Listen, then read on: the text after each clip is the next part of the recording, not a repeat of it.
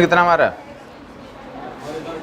Horizontal direction में acceleration की value date B 0, vertical में एक्सेलरेशन की वैल्यू वर्टिकल डायरेक्शन में एक्सेलरेशन की वैल्यू तो जी डाउनवर्ड्स जी माइनस जे कैप। और इनको यूज करते हो 3 इक्वेशन अप्लाई कर दोगे इस पर।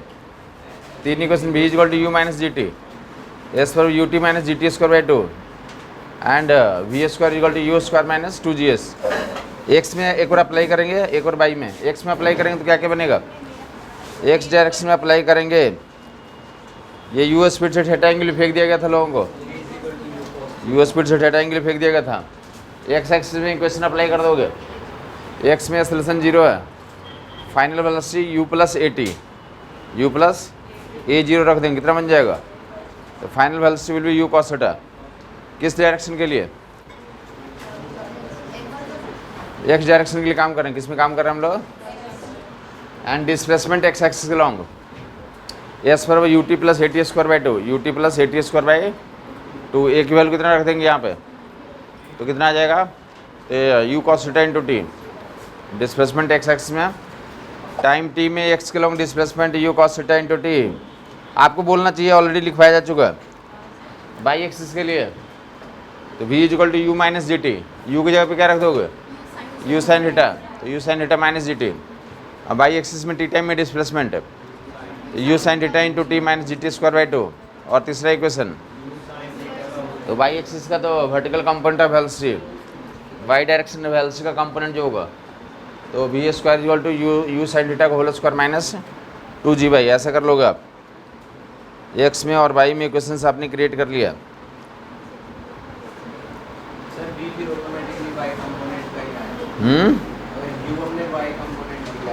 हाँ जी, हाँ जी, ये बाई कंपोनेंट सारा लिखा हुआ है, ये क्या सारा बाई कंपोनेंट लिखा हुआ।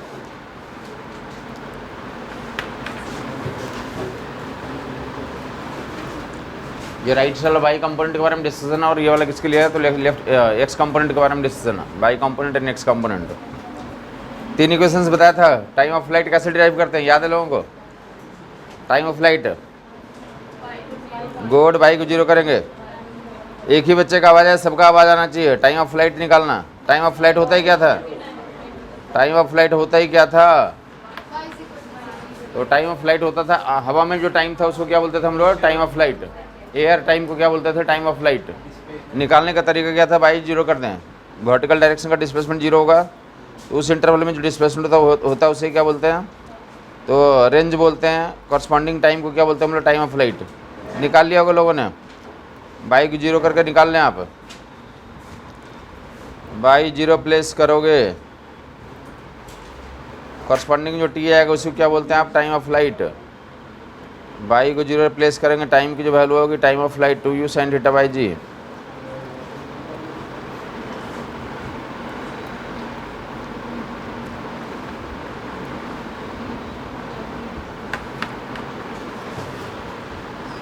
बाई को 0 करोगे, कॉरस्पॉन्डिंग जो टाइम आएगा that will be 2u sign theta by g, that is called time of flight.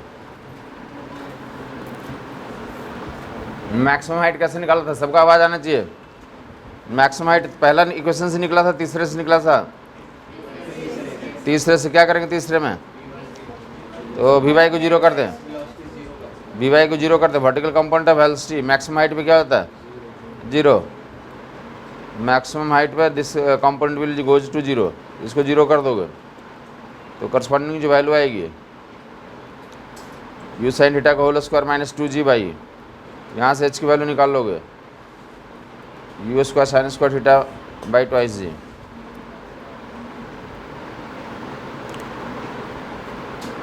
Compress करके क्या लिखा गया था इसे, तो वर्टिकल कंपोनेंट ऑफ वेलोसिटी का whole square by 2g, u by का होल स्क्वायर बाई, बताया था यू कॉस थीटा क्या पहचान है, u x, u cos theta बोले या हॉरिजॉन्टल कंपोनेंट ऑफ वेलोसिटी बोले, और यू साइन थीटा क्या का लेक पहचान है, तो यू बाई। तो इसे क्या लिख सकते हैं आप, यू बाई का whole square by 2g, u by का whole vertical component of velocity का स्क्वायर करके 2g से डिवाइड कर दोगे तो डेट विल गिव यू तो मैक्सिमम हाइट दे देगा।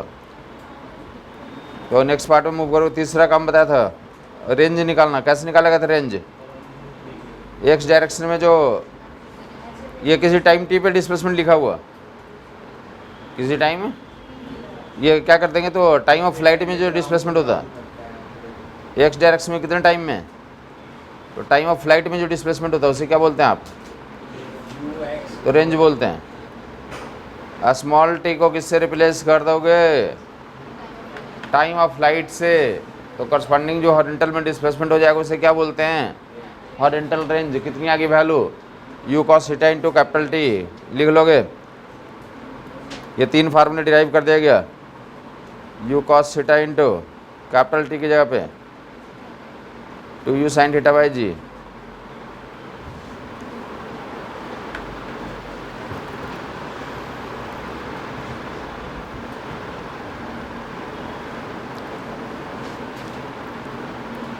ये 3 फार्मूले का डेरिवेशन में किसी को दिक्कत होनी नहीं चाहिए।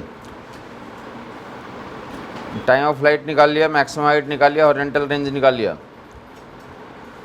साथ में तो आप ये क्या करें, ये इन दोनों इक्वेशंस को यूज करें।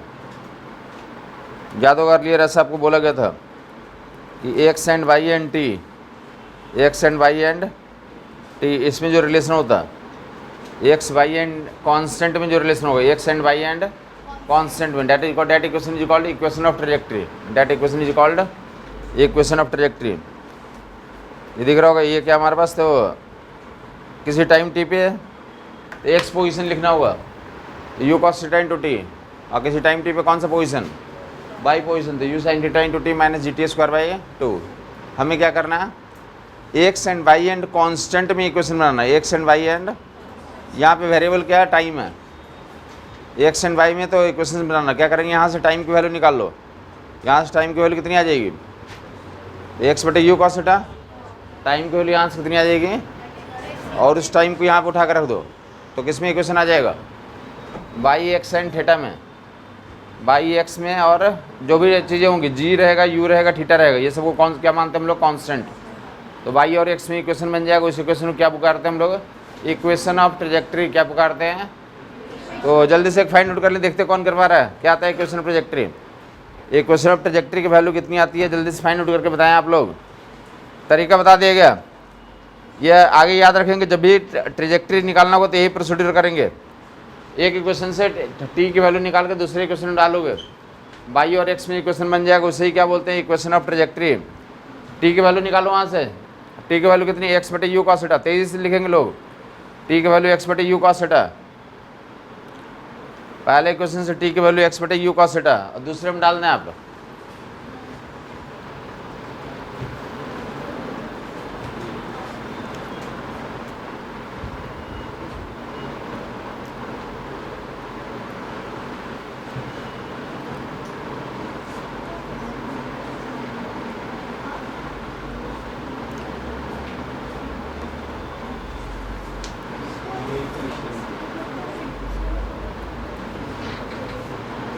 हाँ क्या बोला, देखो इधर, देखो वो उधर से टी की वैल्यू निकाला, यहाँ पे डालोगे, देखो इधर, देखोगे तुमने कहाँ गलती करी, यू कॉस थीटा तो यू साइन थीटा तो सही है, टी की जगह पर कितना डाल दूँ, एक्स बटे यू कॉस थीटा, क्या कैंसिल आउट हो जाएगा,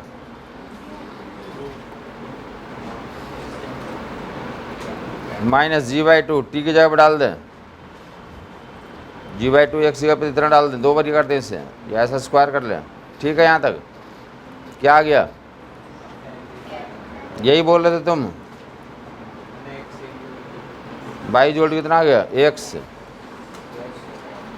tan theta minus g x square by twice u square cos square theta.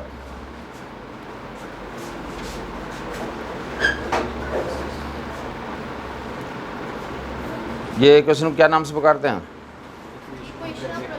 Equation of trajectory. है क्या ये सिमेट्रिकल पैराबोला या अनसिमेट्रिकल पैराबोला, सिमेट्रिकल पैराबोला या अनसिमेट्रिकल है, unsymmetrical parabola, equation of trajectory नाम से पुकारते हैं, equation of trajectory.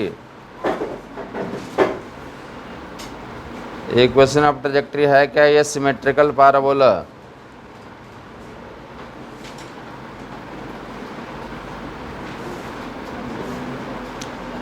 This is sorry unsymmetrical parabola,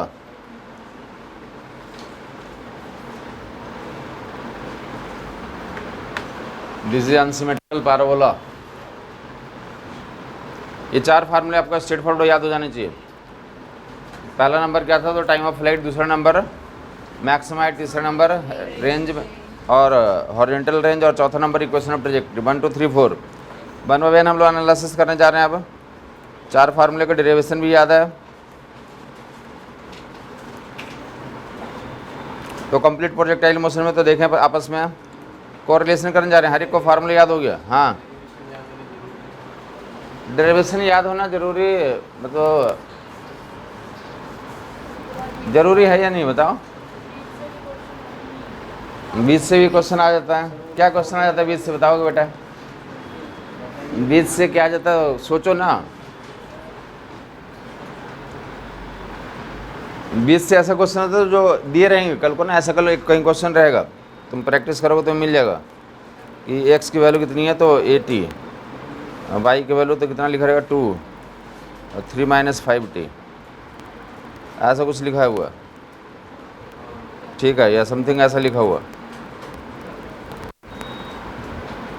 ठीक है। यहाँ तक आपसे क्या बोलेगा कि टाइम ऑफ फ्लाइट बता दें, रेंज बता दें। क्या बता दें?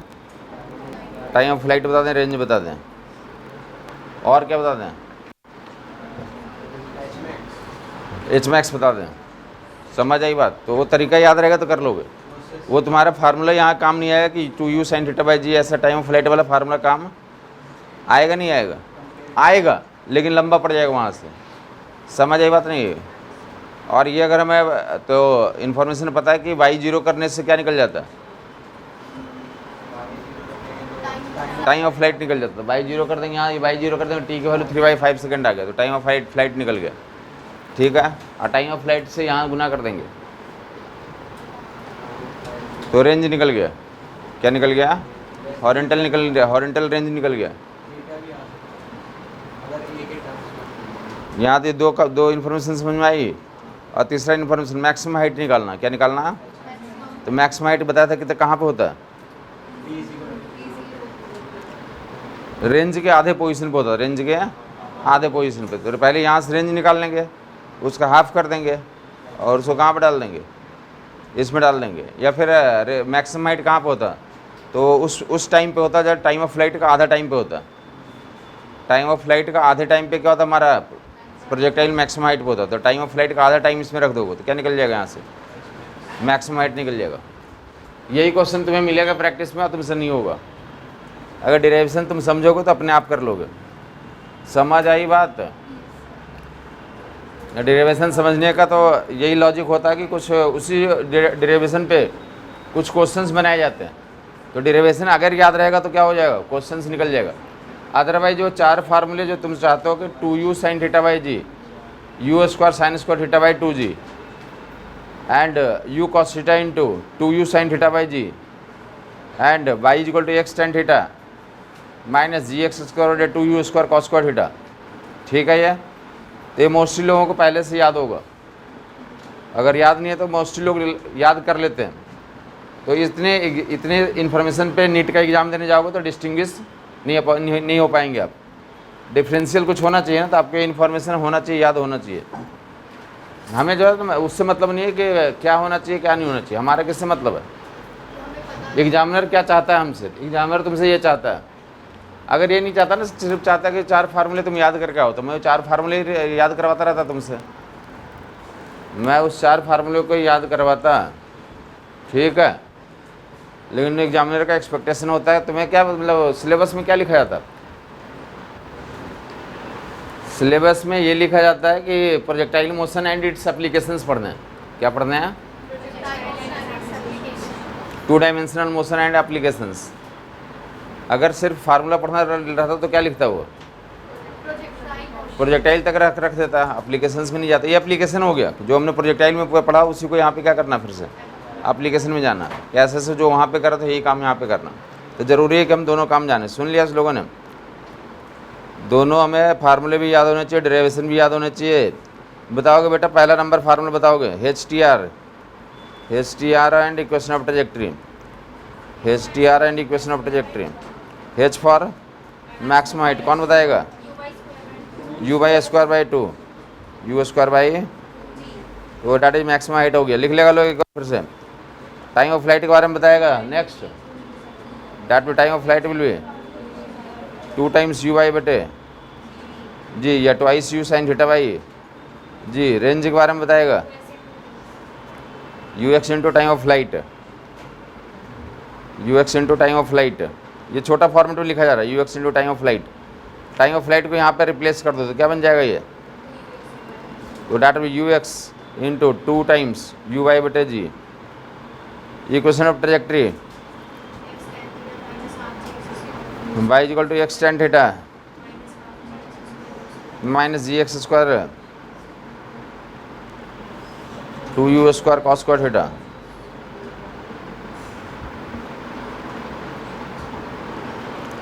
आपस में पहले जो ये इन 3 फार्मूले को तो एनालाइज करने जा रहा हूँ। पहला, दूसरा, तीसरा, चौथा 1 2 3 फार्मूले को आपस में कनेक्ट भी करने जा रहे हैं, प्लस जो है एनालाइज भी करने जा रहे हैं। रेडी हैं सब लोग? ठीक है। पहला और डायग्राम भी देख लेंगे। डायग्राम में क्या है ये? डायग्राम में तो यू स्पीड से थीटा एंगल पे, थीटा एंगल किसके साथ लिया गया?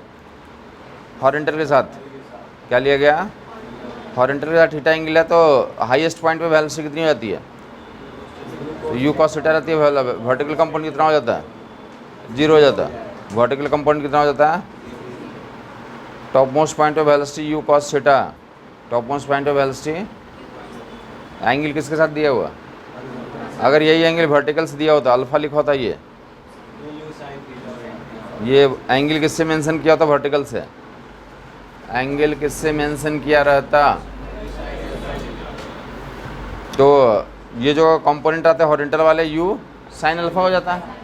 तो टॉप मोस्ट पॉइंट पे वेलोसिटी कितना लिख लेंगे आप? तो यू साइन अल्फा।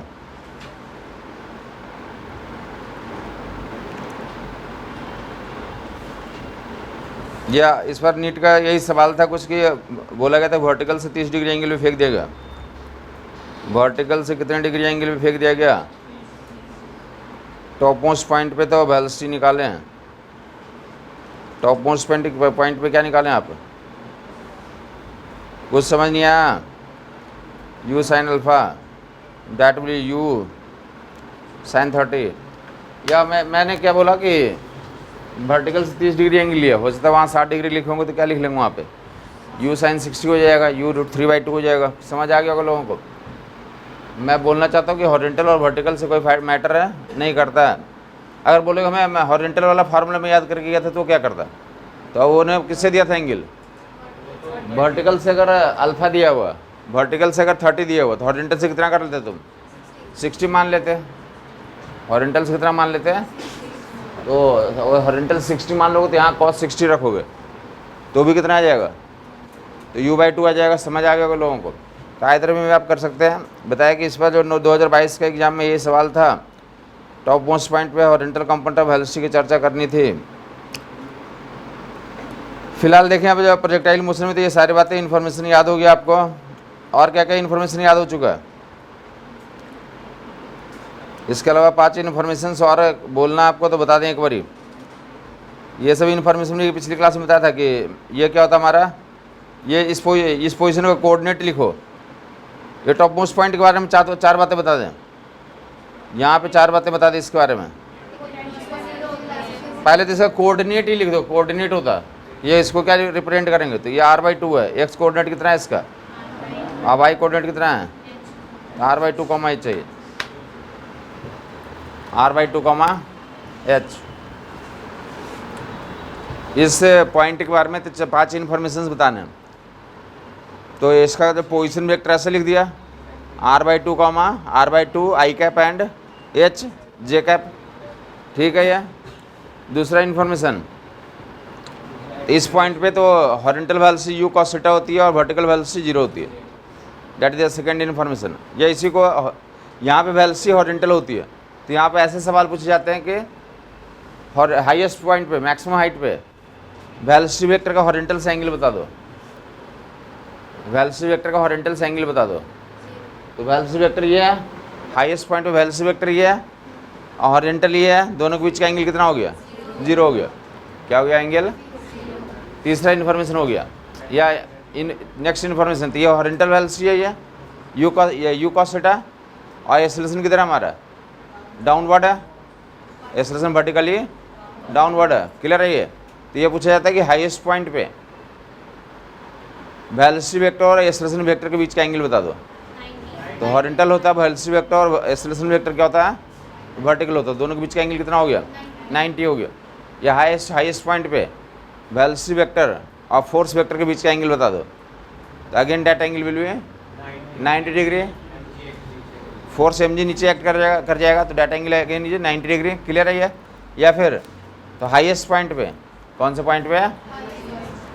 ये सारे इन्फॉर्मेशन हमें क्वेश्चंस में जरूरत पड़ेगी। हाईएस्ट पॉइंट हो मैक्सिमम काइनेटिक एनर्जी और मिनिमम, तो मैं ये मैक्सिमम पोटेंशियल एनर्जी और मिनिमम काइनेटिक एनर्जी तो तुम्हें याद ही होगा। हाईएस्ट पॉइंट के बारे में 5 बातें बताया, कुछ सुना आपने? एक बात बताओगे आप, जल्दी बताओगे। r/2 h होता। दूसरा पॉइंट हॉरिजॉन्टल वेलोसिटी और हॉरिजॉन्टल के साथ एंगल 0 होता। वेलोसिटी वेक्टर का हॉरिजॉन्टल के साथ एंगल, हाँ बेटा बताओगे। एक्सेलरेशन वेक्टर के बीच का एंगल 90 होता। Maximum potential energy, minimum kinetic energy, और वेलोसिटी वेक्टर और फोर्स वेक्टर के बीच का एंगल 90 होता। अब तुम बताओगे 90 होता है, इसका कुछ और मीनिंग है? बोलेंगे जब भी पूरी लाइफ में, पूरे ज़िंदगी में याद रखेंगे कभी भी फोर्स एंड वेलोसिटी के बीच का एंगल 90 हो, तो मोशन वहाँ पे क्या होता है? सर्कुलर मोशन होता। क्या होता है? तो प्रोजेक्टाइल मोशन हाईएस्ट पॉइंट पे कुछ उस इंस्टेंट के लिए कैसा मोशन करता है? सर्कुलर मोशन करता है। प्रोजेक्टाइल मोशन उस पार्टिकुलर मोमेंट पे कैसा मोशन करता है? सर्कुलर मोशन करता है। ऐसा है तो ये प्रोजेक्टाइल मोशन, बट एग्जैक्टली उस मोमेंट पे कैसा मोशन करता है? सर्कुलर मोशन करता है। कैसा मोशन करता है? सर्कुलर मोशन करता है। समझ आई बात? बताया कि फोर्स एंड वेलोसिटी के बीच का एंगल, या एक्सेलरेशन एंड वेलोसिटी के बीच का angle, force and velocity, acceleration, force velocity बोलिए, एक्सेलरेशन वेलोसिटी बोलिए, सिनोनिमस है। हाँ बेटा, इसी केस में जब इन दोनों के बीच का एंगल क्या होना चाहिए? फोर्स एंड वेलोसिटी या एक्सेलरेशन एंड वेलोसिटी के बीच का एंगल 90 डिग्री हो, ये दोनों आपस में क्या हो। तो ऐसे केस में क्या होता है उस मोमेंट पे? और स्पेशल कौन सा circular motion? Uniform circular motion. UCM का होता है यूनिफॉर्म सर्कुलर मोशन। यूनिफॉर्म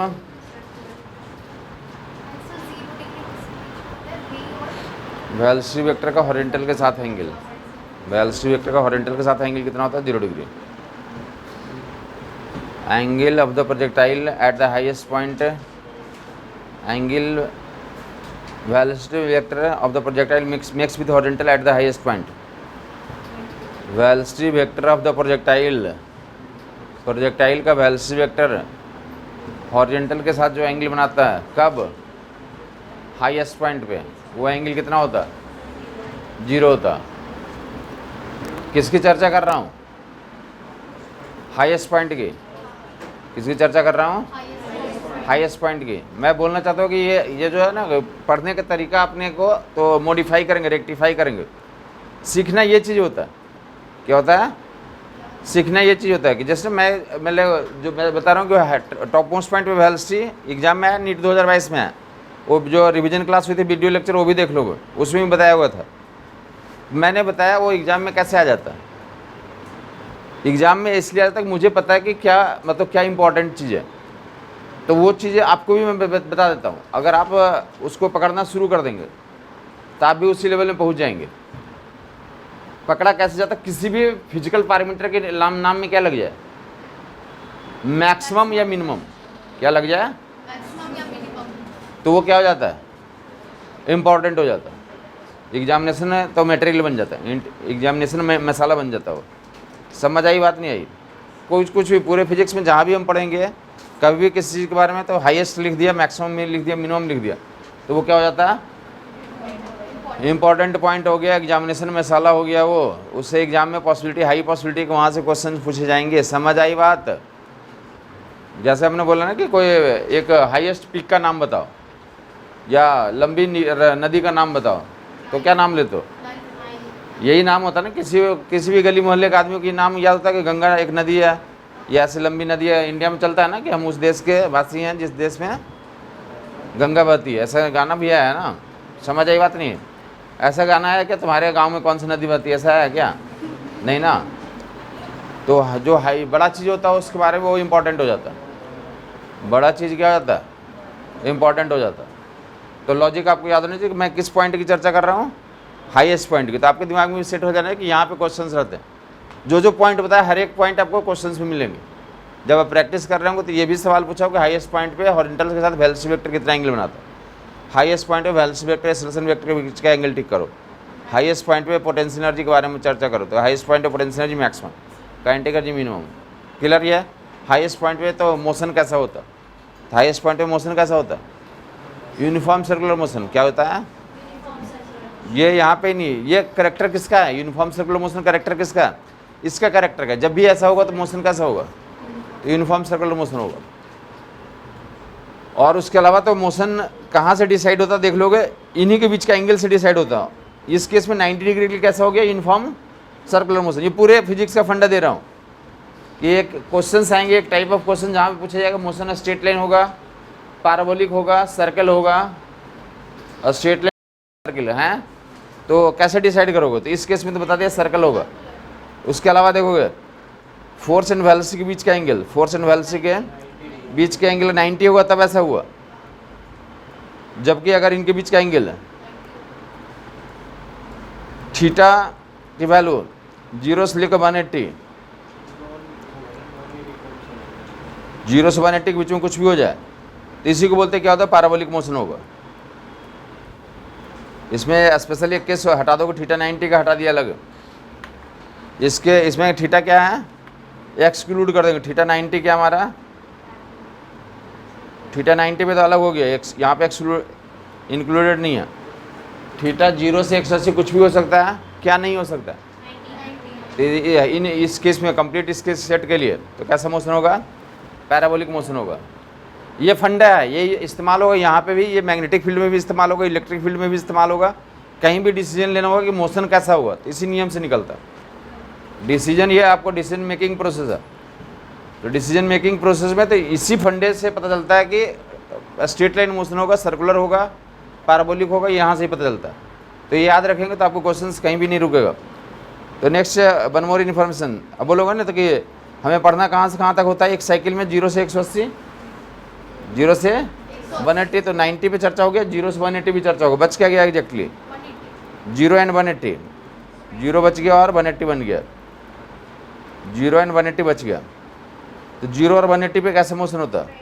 तो स्ट्रेट लाइन मोशन होता है। तो ये डिसीजन मेकिंग होगा कि कहाँ पे कैसा मोशन होगा। ये फंडा इस इलेक्ट्रोस्टैटिक में भी इस्तेमाल होगा कि पार्टिकल हमारा किस रास्ते पे जाएगा, तो उसको डिसीजन लेने के लिए तो यहाँ से ही अप्लाई करेंगे हम लोग।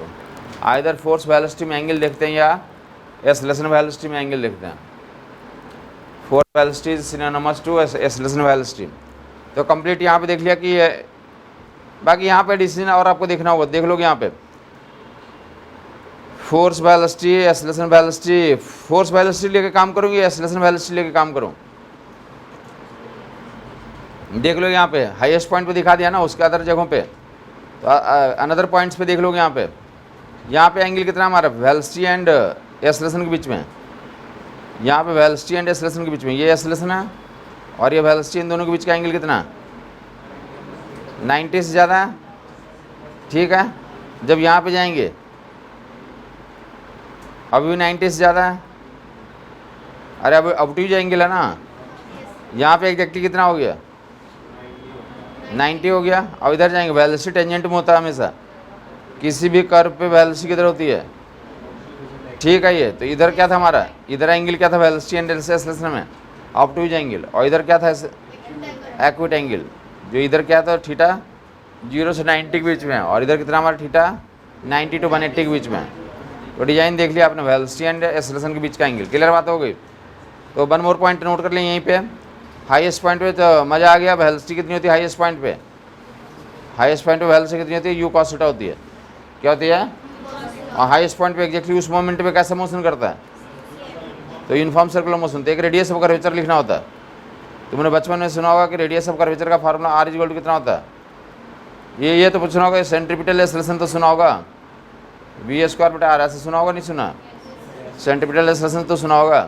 तो सवाल पूछा था कि ये हाईएस्ट पॉइंट पे रेडियस ऑफ कर्वेचर बता दो। हाईएस्ट पॉइंट पे टॉप मोस्ट पॉइंट पे, टॉप मोस्ट पॉइंट पे एन कितना हो गया नॉर्मल एक्सेलरेशन की वैल्यू, तो ये जी हो गई। और वेलोसिटी कितनी है टॉप मोस्ट पॉइंट पे, तो यू कॉस थीटा, तो u square cos cot theta.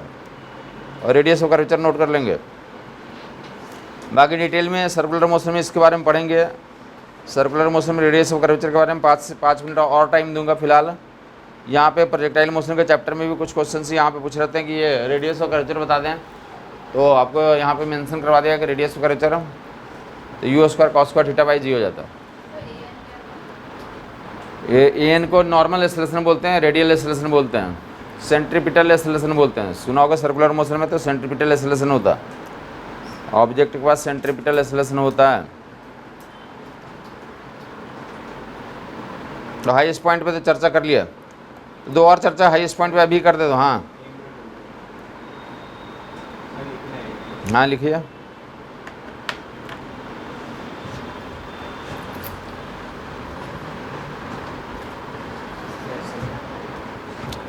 Are equal to u square cos square theta by g. तो फर्दर यूज करेंगे मैक्सिमम हाइट पे। मैक्सिमम हाइट के लिए मैक्सिमम हाइट की चर्चा हो रही है। अब याद हो गया, कम से कम 5 पॉइंट तो याद हो गए होंगे आपको। मैक्सिमम हाइट के बारे में 5 इन्फॉर्मेशन सारे क्वेश्चंस में मिल जाएंगे। मैक्सिमम हाइट के बारे में किसकी चर्चा हो रही है, मैक्सिमम हाइट की चर्चा कर रहे हैं। तो मैक्सिमम हाइट पे तो ये हाइट कितना होता है, ये याद हो चुका है,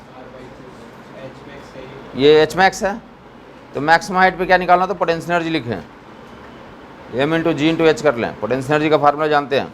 और मैक्सिमम हाइट पे काइनेटिक एनर्जी, तो m by 2 speed square. Speed high point पे कितनी हो चुकी है, u cos theta, u square cos square theta.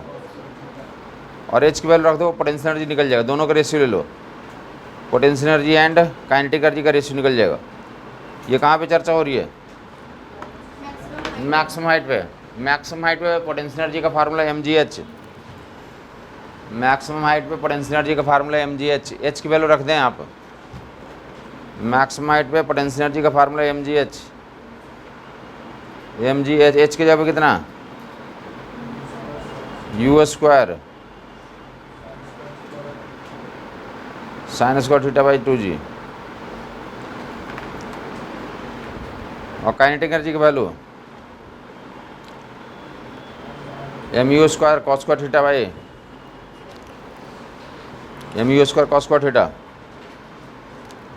M u square cos square theta by 2। ये दिख रहा है, ये जी हटा दोगे यहाँ से, ये कितना बन गया, ये पोटेंशियल एनर्जी का कितना आ गया एक्सप्रेशन, पोटेंशियल एनर्जी का एक्सप्रेशन आ गया m u square by 2 sin square theta. दोनों का रेशियो ले लें आप, पोटेंशियल एंड काइनेटिक का रेशियो या काइनेटिक एंड पोटेंशियल का रेशियो। फिर से रेशियो पूछा रहा था, दोनों का रेशियो ले लो, क्या मिल गया, ये कहाँ पे रेशियो है, ये tan square theta, top most point पे हाईएस्ट पॉइंट पे। पोटेंशियल एनर्जी काइनेटिक एनर्जी का रेशियो हाईएस्ट पॉइंट पे टॉप मोस्ट पॉइंट पे, that will be tan square theta. Theta दे रहा है, रेशियो निकालना होता है, या रेशियो दिया हुआ थीटा निकालना होता है, बोथ में यूज करना होता है। तो सिंपल पॉइंट्स आपने देख लिया। तो एक बार एच टी आर का फार्मूला याद हो गया, कुछ क्वेश्चंस देख लेते हैं, उनमें आपस में इंटर रिलेशन देख लेते हैं।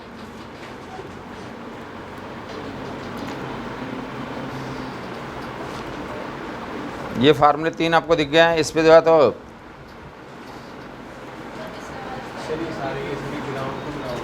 हाँ ग्राउंड टू ग्राउंड प्रोजेक्टाइल पढ़ रहे हैं, फुल कौन सा डिस्कशन कर रहे हैं, ground to ground projectile motion. Ground से फेंका, ग्राउंड से गिरा, ऐसे प्रोजेक्टाइल मोशन को स्टडी कर रहे हैं।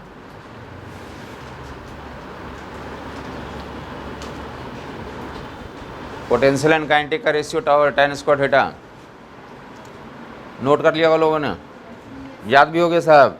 पोटेंशियल एनर्जी की वैल्यू नहीं बता दो हाईएस्ट पॉइंट पे, पोटेंशियल एनर्जी की वैल्यू साइन हाईएस्ट पॉइंट पे m u square sign square theta by 2 kinetic energy की वैल्यू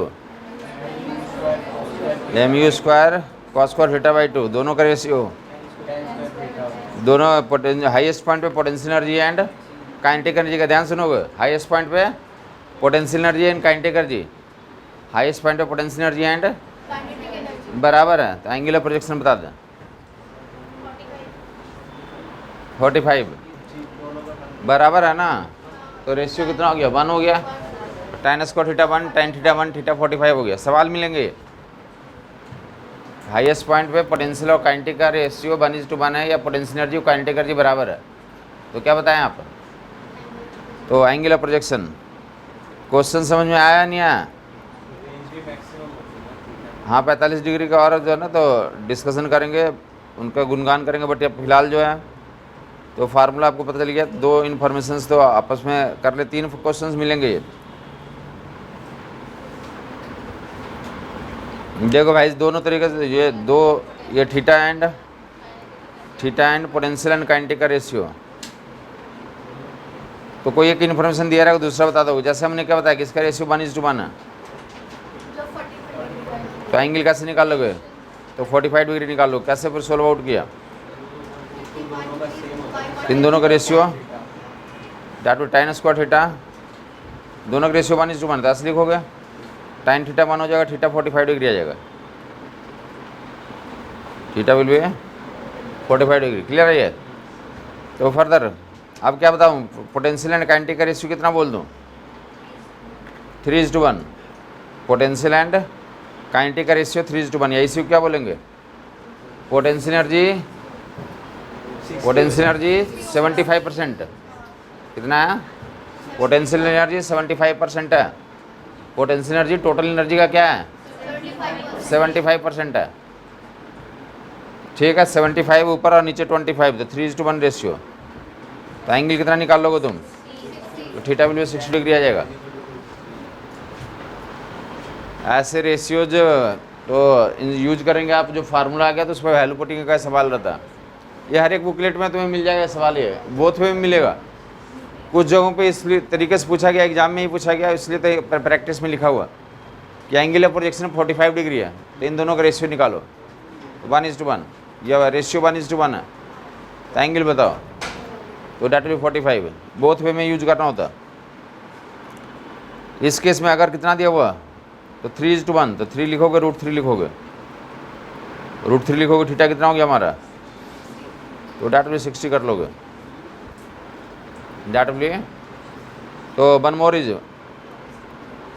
रेशियो 1:3 कर लें एक बार अपने लिए, 30 डिग्री आ जाएगा, कर भी लेंगे आप।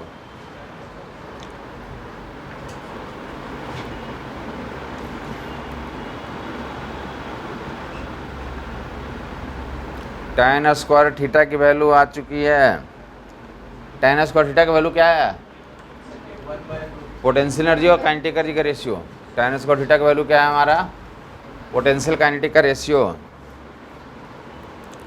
तो डेट भी हेयर ये आंसर भी 30 डिग्री।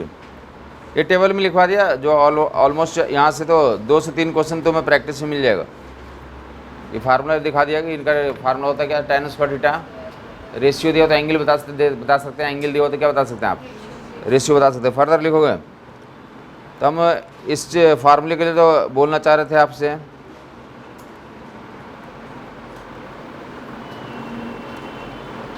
ये फार्मूले को देख के तुम क्या बताओगे, इन तीनों को फार्मूले को देख करके तो इनमें क्या सिमेट्री है और क्या तो सिमेट्री नहीं है। इन फार्मूले को डिस्टिंग्विश करना आपस में, इसको देख करके क्या बताएंगे, क्या सिमेट्री है इन तीनों में।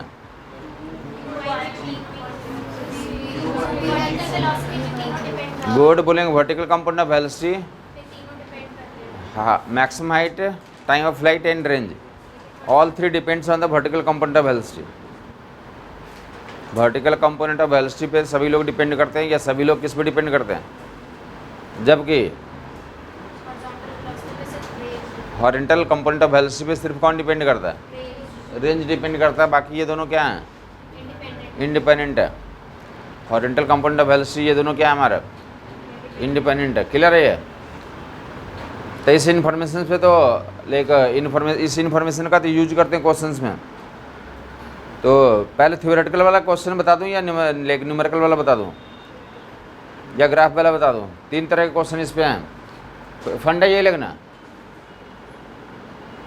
कि रेंज किस पे डिपेंड करता है, हॉरिजॉन्टल कंपाउंड और वर्टिकल कंपाउंड दोनों पे। Range u x u y दोनों पे डिपेंड कर रहा है, जबकि टाइम ऑफ फ्लाइट और मैक्सिमम हाइट किस पे डिपेंड कर रहा है? सिर्फ और सिर्फ। तो इसमें चारों टाइप के क्वेश्चन मिलने हैं कि लाइक वैल्यू पुटिंग का भी है। 4 तरह की दुनिया में क्वेश्चन होते हैं, पता है तुम्हें? कौन कौन सा? नंबर वाले क्वेश्चन होते हैं, वर्ड्स वाले क्वेश्चन होते हैं। Number, birds, variable, diagram. Variable वाले क्वेश्चन होते हैं, डायग्राम वाले क्वेश्चन होते हैं। तो इस पे चारों टाइप के क्वेश्चन बनेंगे। तो पहले कौन सा वाला बताऊं? Number, birds, variable, diagram. पहले तो वहाँ पे समझ में आ जाना चाहिए कि क्या बोल रहा हूँ। 4 टाइप का किसी डेटा को तो 4 तरीके से एक्सप्रेस किया जा सकता है। Number, words, variable, diagram. तो कौन सा वाला केस को पहले आपके सामने लाऊं? ये वाला लाऊं? इसमें तो आप 4 ऑप्शन में तो ये इतना चुनने का तो आदत होना चाहिए कि हम ये चुनने का भी आदत नहीं है क्या? सिलेक्शन का तो आदत होना चाहिए। अभी एडमिशन का टाइम आता है ना, एडमिशन के टाइम में जाओगे कहाँ पे, तो किसी कॉलेज में जाओगे तो वहाँ पे लोग सीनियर रहेंगे तो तुमसे इंट्रोडक्शन मांगते हैं। क्या मांगते हैं? इंट्रोडक्शन। और फिर 15 दिन तक इंट्रोडक्शन मांगते रहेंगे। तो तुम्हारा काम क्या है? देना। तुमने दिया और उसको 15 दिन के बाद उसको एक पार्टी देंगे वो लोग। क्या देंगे वो? फ्रेशर्स पार्टी बोलते हैं। तो एक तो कॉमन होता है कि पूरा मतलब हॉस्टल की तरफ से या इंस्टीट्यूट की तरफ से ये होता है, और फिर जो कोई सीनियर्स अपनी तरफ से भी देते हैं। समझ आई बात? तो जो कॉमन होगा तो उसमें तो कोई ऑप्शन नहीं, बाकी जो सीनियर अपनी तरफ से लेगा, चलो आज हमारी तरफ से पार्टी है। मतलब एक तो यहाँ से ये मतलब वो निकला कि सिलेक्शन अगर हो गया उसके बाद डेली पार्टी ही चलती है। सिलेक्शन अगर हो गया हमारा, सही जगह पे चले गए, तो डेली क्या होगी? फिर से पार्टी ही चलेगी।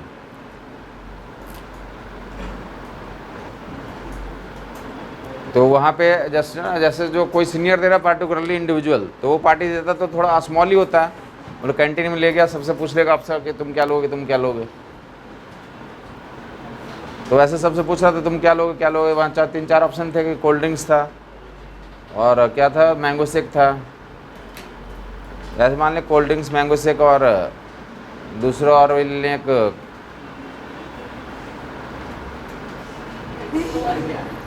कुछ बर्गर ले लें आप। ऐसा आप बर्गर खाते हैं ना आप, तो ऐसे ले लें। तो ऐसे 3 ऑप्शन थे, तो सब लोग अपना अपना बता रहे थे। हमारे पास जो ऑप्शन आया था हमने बोला तीनों लेंगे।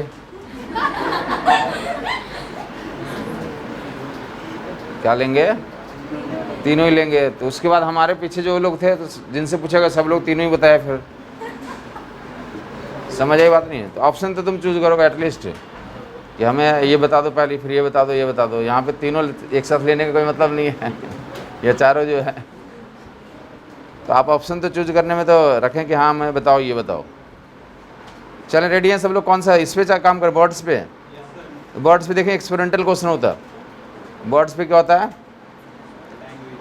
एक्सपेरिमेंटल क्वेश्चन रहेगा, ध्यान सुनोगे। लिखा क्या रहेगा कि जो एक्सपेरिमेंट है, प्रोजेक्टाइल का एक्सपेरिमेंट है। क्या है? प्रोजेक्टाइल का एक्सपेरिमेंट है। वो कहाँ पे करा जा रहा है? ग्राउंड टू ग्राउंड प्रोजेक्टाइल का जो एक्सपेरिमेंट है, तो मूविंग ट्रेन में कर रहे हैं। कहाँ कर रहे हैं? मूविंग ट्रेन में कर रहे हैं। ठीक है यार। एक तो पहले कहाँ पे, तो स्टेशनरी ट्रेन में करते हैं। कहाँ पे? स्टेशनरी ट्रेन और मूविंग ट्रेन। तो स्टेशनरी ट्रेन में जो है तो क्या है? HTR है। क्या हमारा? HTR।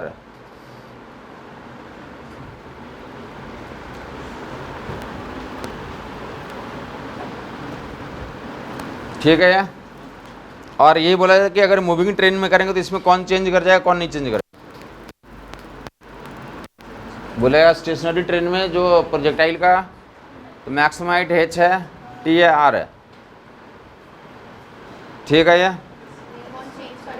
और जो मूविंग ट्रेन में यही एक्सपेरिमेंट कर रहे हैं, उसी स्पीड से बॉल को मूविंग ट्रेन में फेंका गया, तो फिर से तो कौन से वेरिएबल्स अनचेंज रहेंगे और कौन सा चेंज हो जाएंगे? तो समझ आ गया, range will remain unchanged, sorry range will changed and h and t, h and t ही रहेगा, बट आर क्या हो जाएगा हमारा, आर डैश हो जाएगा। तो ये लैंग्वेज में लिखा रहेगा 4 ऑप्शन, 4 लाइन का क्वेश्चन रहेगा, 5 लाइन का, 4 फिर ऑप्शन दिए रहेंगे, 4 ऑप्शन बनाए रहेंगे। लैंग्वेज में पूरा लिखा रहता कि पहले ग्राउंड टू ग्राउंड पे प्रमोशन कर रहे थे और फिर क्या कहाँ कर रहे हैं, तो ट्रेन के अंदर कर रहे हैं, मूविंग ट्रेन के अंदर कर रहे हैं, क्लियर बात हो गई, या मूविंग ट्रैक के अंदर कर रहे हैं, ट्रक मूव कर रहा है उसके अंदर बैठ के आप एक्सपेरिमेंट कर रहे हैं। समझ आई बात नहीं है, ट्रक में पीछे खाली होता जगह, हम मूविंग ट्रेन में तो मतलब ग्राउंड टू ग्राउंड एक्सपेरिमेंट ही कहाँ कर रहे हैं, मूविंग ट्रेन में कर रहे हैं। ग्राउंड टू ग्राउंड एक्सपेरिमेंट ही कहाँ कर रहे हैं, मूविंग ट्रेन के अंदर कर रहे हैं। क्लियर बात हुई, ग्राउंड टू ग्राउंड एक्सपेरिमेंट करना मतलब यहाँ से फेंका और यहीं पे गिरा, सेम हॉरिजॉन्टल लेवल पे आगे गिर गए।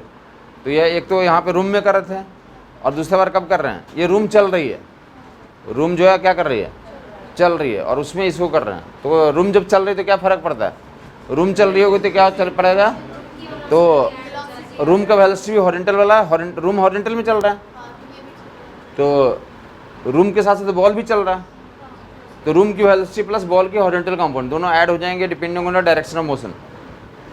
तो इसलिए क्या चेंज हो जाता है, रेंज चेंज हो जाता है, समझ आ गया। और मैक्सिमम हाइट और टाइम ऑफ फ्लाइट चेंज नहीं करता, क्योंकि रूम कहाँ चलता है, हॉरिजॉन्टल डायरेक्शन में मोशन कर रहा है, रूम कहाँ मोशन कर रहा है, तो रूम का सिर्फ हॉरिजॉन्टल कंपोनेंट ऑफ वेलोसिटी होगी, तो बॉल की horizontal component of velocity change हो जाएगी। जब एक्सपेरिमेंट करेंगे तो बॉल का हॉरिजॉन्टल कंपोनेंट ऑफ वेलोसिटी जो अपना तो हो गई, यू कॉस थीटा तो होगी, साथ साथ क्या होगा, जो रूम की वेलोसिटी वो भी क्या हो जाएगी, ऐड हो जाएगी। क्या हो जाएगी, समझ आ गया,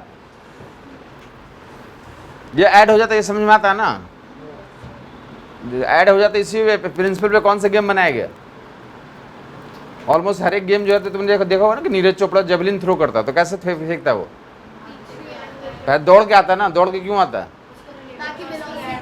वेलोसिटी ऐड हो जाए। एक तो ये फेंकेगा, खड़े खड़े फेंकोगे तो यही फेंकोगे सिर्फ, जबकि दौड़ के आएगा तो दौड़ता हुआ ये जो रनिंग स्पीड भी क्या हो जाएगी उसकी, ऐड ऑन हो जाती है। समझ आई बात नहीं है, या कोई भी दुनिया में कोई भी बॉलर है तो दौड़ के आता है, क्यों आता है, तो एक दौड़ने वाली वेलोसिटी होगी और एक फेंकने वाली वेलोसिटी, दोनों क्या हो जाएंगे, ऐड ऑन हो जाएंगे।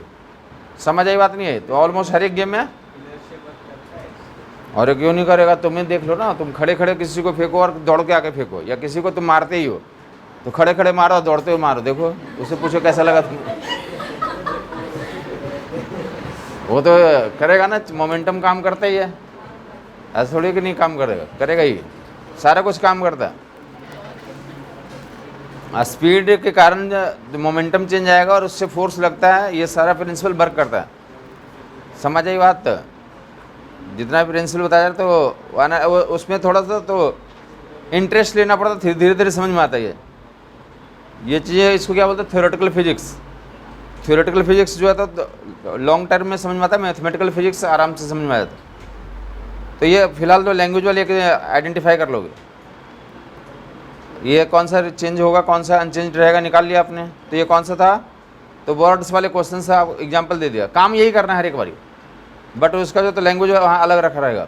तो अब कौन सा उठाऊँ, जल्दी बताएगा, डायग्राम वाले देखेगा, डायग्राम में देखेगा, यहाँ पे डायग्राम ऐसे दिया, हर एक बुक में ऐसे कुछ सवाल बनाया हुआ मिलेगा तुम्हें, हर एक बुक में एक सवाल दिया रहेगा। देखो इधर प्रोजेक्टाइल है, प्रोजेक्टाइल के लिए तो ऐसा दिया, प्रोजेक्टाइल को ऐसा बना दिया गया,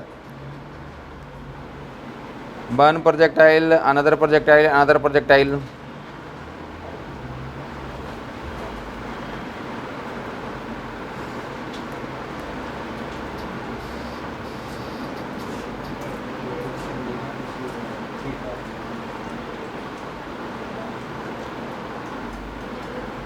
ऑलमोस्ट हर एक किताब में तो ये सवाल दिया हुआ, फिर से डायग्राम बनाया हुआ है, इस पर कमेंट्री करनी है।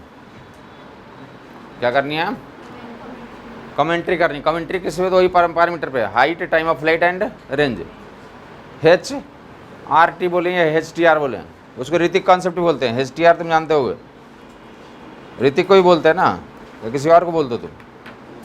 और HRT ऋतिक HRS बोलते हैं। चलें अपने लिए हम ऐसे कर लें,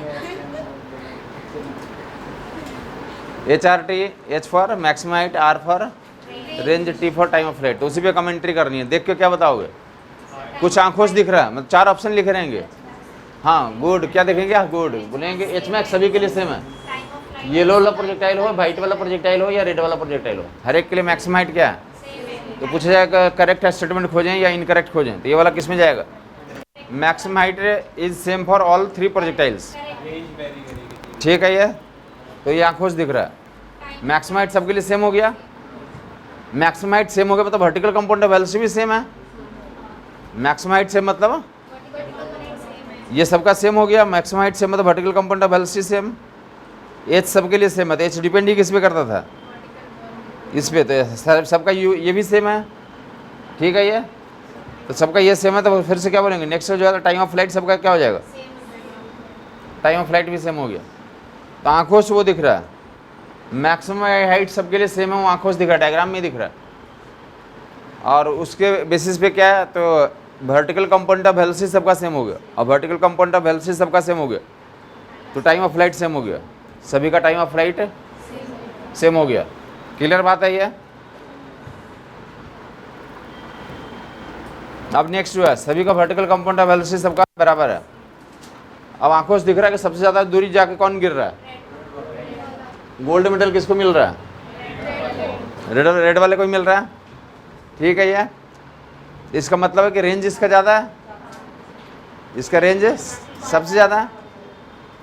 यू वाई सबका सेम है, मतलब सबसे ज़्यादा यू एक्स सबसे ज़्यादा इसी का है, रेड वाले का horizontal component of velocity maximum है। ठीक है ये, तो आंखों से रेंज सबसे ग्रेटेस्ट दिख रहा है इसका, रेड वाले का। ये भी ऑप्शन देख लेंगे आप। और चौथा जो एक ऑप्शन लिया रहता है, जो मोस्टली लोगों को जहाँ दिक्कत आती है, तो पूछा जाता है कि स्पीड ऑफ प्रोजेक्शन किस में ज़्यादा है। तो स्पीड ऑफ प्रोजेक्शन सबके लिए वर्टिकल कंपाउंड तो बराबर ही है, और हॉरिजॉन्टल वाला किसके लिए ज़्यादा है? तो स्पीड ऑफ प्रोजेक्शन भी किसके लिए ज़्यादा हो जाएगा? क्योंकि स्पीड ऑफ प्रोजेक्शन कैसे निकालोगे? u equal to root of u x square plus u y square. तो यू एक्स जिसके लिए सबसे ज़्यादा उसके लिए स्पीड ऑफ प्रोजेक्शन भी सबसे ज़्यादा। मज़ा आया नहीं आया? स्पीड ऑफ प्रोजेक्शन जो है, स्पीड ऑफ प्रोजेक्शन का मतलब होता ही क्या?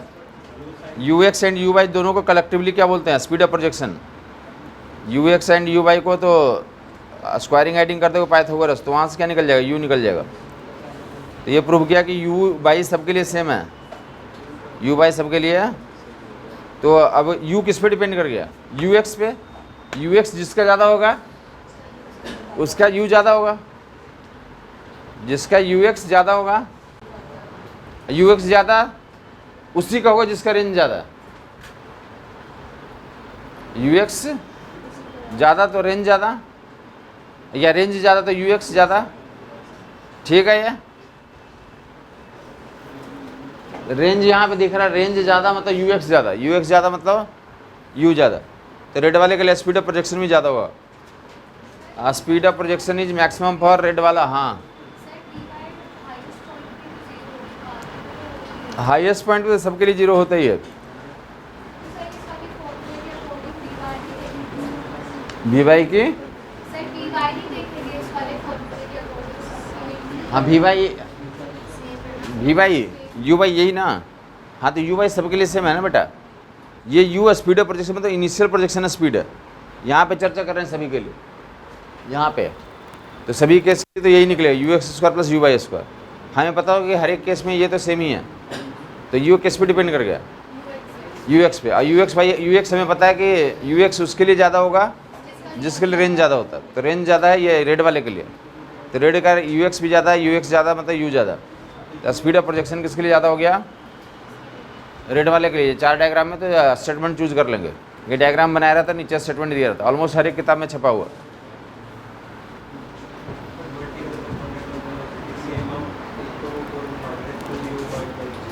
हाँ, वर्टिकल कंपाउंड ऑफ वेलोसिटी वहाँ से दिखे ना, you by square by 2g होता था formula, you by square by 2g maximum height का फार्मूला। चूँकि मैक्सिमम हाइट सेम है, एच सेम तो यू बाई सेम, एच का रेशियो 1:1 है। तो यू वाई का रेशियो भी क्या हो जाएगा सबके लिए 1:1 हो जाएगा। हाँ मैं तो साइन थीटा से भी आ जाएगा बट लंबा हो जाएगा ना।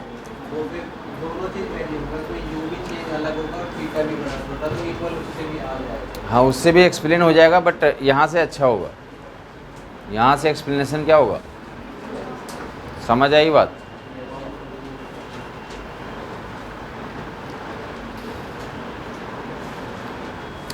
u/2g इसी लिखा गया, कुछ जगहों पे मैं इससे एक्सप्लेन करूँगा। u² sin² θ/2g लिखा, कुछ जगहों पे उससे एक्सप्लेन करूँगा। दोनों के इसलिए लिखवा देगा, कुछ और फार्मूले भी निकालेंगे h का, बट फिलहाल दोनों का तो अलग अलग अपना इम्पोर्टेंस है। तो ये इसमें किसी को दिक्कत बताएगा? कितने लोगों ने ऐसा डायग्राम देख रखा कि हाँ कहीं किताबों में हमने देखा ऐसा बना हुआ, देखा है ना? तो आप चलिए, मतलब मैं चाहता हूँ कि सभी लोग देखें और वहाँ पे तो आप सही मार्कआउट करें, आपका एक्सपीरियंस रहेगा। तो बस इतना ही फ़र्क होता है कि अगर आप यहाँ पे सारे डायग्राम्स देखे रहेंगे तो एग्ज़ाम में जाना आसान होता है। एग्ज़ाम में कॉन्फिडेंटली करता आदमी कि ये चलो हमारा सही हो गया। समझ आई बात नहीं आई? अगर एकदम एग्ज़ाम में जाके सब कुछ देखेंगे तो क्या होगा वहाँ पे, तो स्पीड कम रहेगी प्लस गलती होने के चांसेस हाई होंगे। चलें फिलहाल यहाँ देख लेंगे US एंड UY टेस्ट का रिजल्ट जो है ना कि आ जाएगा। उसमें जो है ना कि कुछ लोग नहीं दिए हैं तो उनको भी कवर करना होता है ना।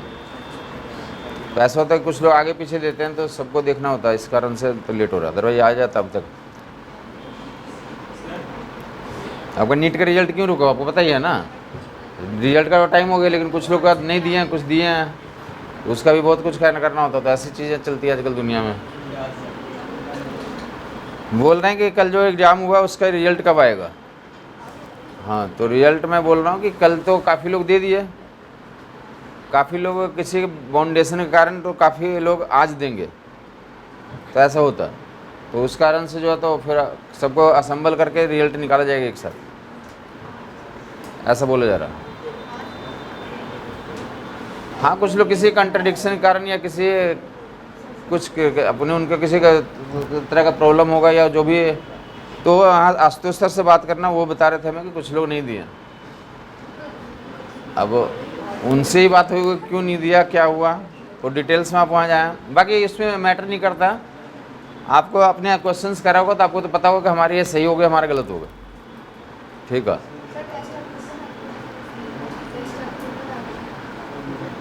नहीं मैं ही बना दूंगा, मैं ही पढ़ाऊंगा तो आपको मजा आएगा क्या? टेस्ट जो नीट का भी पेपर कोई और बनाता है ना। हाँ नहीं मैं नहीं बनाता, मैं बनाऊंगा तो फिर तो आपको आसान हो जाएगा ना। हाँ वैसे भी इजी था बट मैं नहीं बनाता हूँ।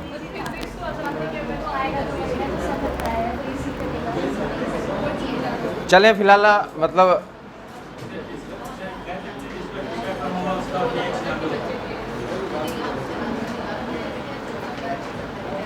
थीटा कम होगा, कनेक्ट कर सकते हो, बट बेहतर यही होगा कि हम क्या करें, डायरेक्टली हॉरिजॉन्टल रेंज से देखें। Range greatest, UX greatest.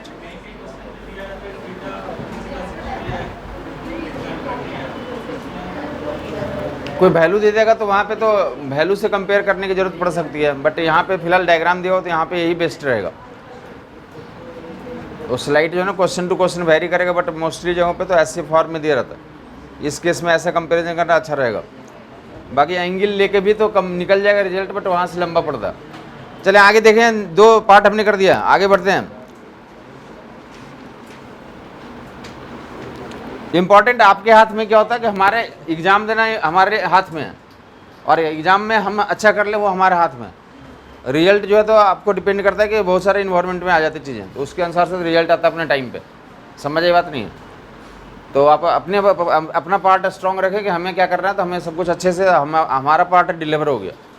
अब जब वो आउटपुट आएगा तो हमारा मैक्सिमम रहेगा। तो ये इम्पॉर्टेंट है। समझ आई बात नहीं है?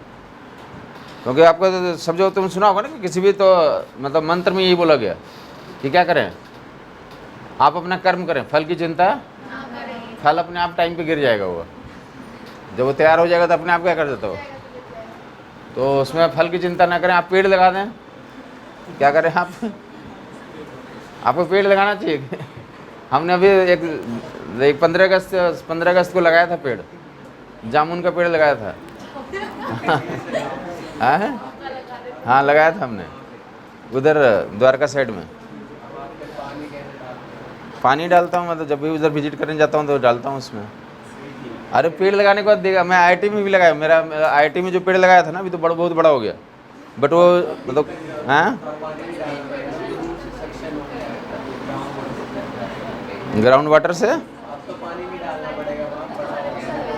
हाँ आईआईटी वाला तो बहुत बड़ा हो गया, वो तो बहुत पहले की बात है, तो वो तो बहुत बड़ा पेड़ है, मोटा हो गया, बहुत बड़ा है वो। बट वो कोई फ्रूट वगैरह नहीं था, वैसे ना पीपल वगैरह का पेड़ है, वो छाया के लिए यूज होते हैं बस। तो आप भी लगाया करें ऐसे, ठीक है? तुम्हें पता होगा ना कि आपने लगा दिया ना, अब फल देगा, अपने टाइम पे देगा वो, आप उसका कुछ नहीं कर सकते। तुमने सुना होगा कि लालू यादव जब मुख्यमंत्री थे तो उन्होंने आम का पेड़ लगाया था, और जब आम आया तब क्या हो गया, तो नीतीश कुमार वहाँ पे मुख्यमंत्री, तो उसे लालू यादव ने डायलॉग भी दिया था, ये पेड़ लगाया हम और आम खा रहा नीतीश पेड़ लगाया हमने और आम तो खा रहा नीतीश। फिर नीतीश साहब ने भेजा था उनके पास कि हाँ चलिए आप ना, तो चले फिलहाल जो टोकरी भेजा था कि आम का टोकरी तैयार है, आप भी ले जाइए कुछ। चले फिलहाल क्या हो गया, ये तो 2 डायग्राम हमने देखे, डायग्राम वाले क्वेश्चन देख लिया, बर्ड्स वाले देख लिया, नंबर वाले और वेरिएबल वाले देख लिया। ऊपर देगा वेरिएबल का टर्म्स वैसे लिखा रहेगा, सी ऊपर देखेंगे तो ये निकालना ही है, HTR निकालना दिया रहेगा, V इक्वल टू और U दिया रहेगा, प्रोजेक्शन वैल्यू सी दिया रहेगा, तो डाटा 8 आई कैप प्लस 6 जे कैप, सब कुछ निकालने आप, या U की वैल्यू M आई कैप N जे कैप, ये सब कुछ निकाल लें। Horizontal projection value C U 8 आई कैप है 6 जे कैप, या M I cap plus N J cap, M I cap plus N J cap.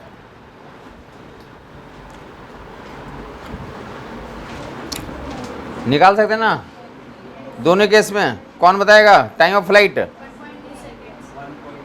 Time of flight बच्चा बोल रहा पहले तो ये कनेक्ट कर लें कि ये कितना था, यू एक्स है, UX 8 होगा, और ये कितना हो गया, U/6 हो गया। अब बहुत आसान हो गया, मैक्स हाइट के लिए H के लिए तो 6 square by twice g, 1.8 metre बोल रहे हैं लोग H के लिए। टाइम ऑफ फ्लाइट के लिए 2 times U by that will 1.2।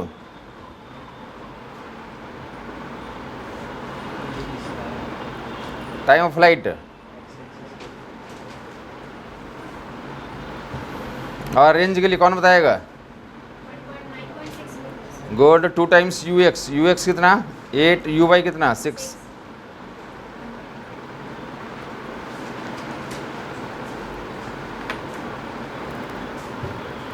Nine 9.6 metre. किसी को निकालने में दिक्कत हुई? हाँ बहुत आसान है, आप ऐसे याद रखेंगे, आपको जैसे क्वेश्चंस मिलेंगे आप कर लेंगे वहाँ आप जा करके। एक क्वेश्चन ये टाइप भी दिया रहेगा। रेडी है सब लोग? इसी क्वेश्चन को जो अनदर लैंग्वेज में मैं बोल रहा हूँ वो सुन लेंगे, वो भी हर एक बुकलेट में सवाल है। वो सवाल 2 तरीके से हैं, तो वो देख लेंगे। इसी क्वेश्चन को मैं एक बार बोल दे रहा हूँ, सब कुछ निकाल लिया ना आपने। इस क्वेश्चन को मैं लैंग्वेज में बोल रहा हूँ, सुनोगे तुम। इस क्वेश्चन को मैं लैंग्वेज में बोल रहा हूँ, सुनोगे। इस क्वेश्चन को लैंग्वेज में बोल रहा हूँ। रेडी हैं सब लोग सुनने के लिए? रेडी हैं? क्या बोलूँ, बोट बोलूँ या फिर सिप बोलूँ? सिप बोलूँ, सिप बोलता हूँ।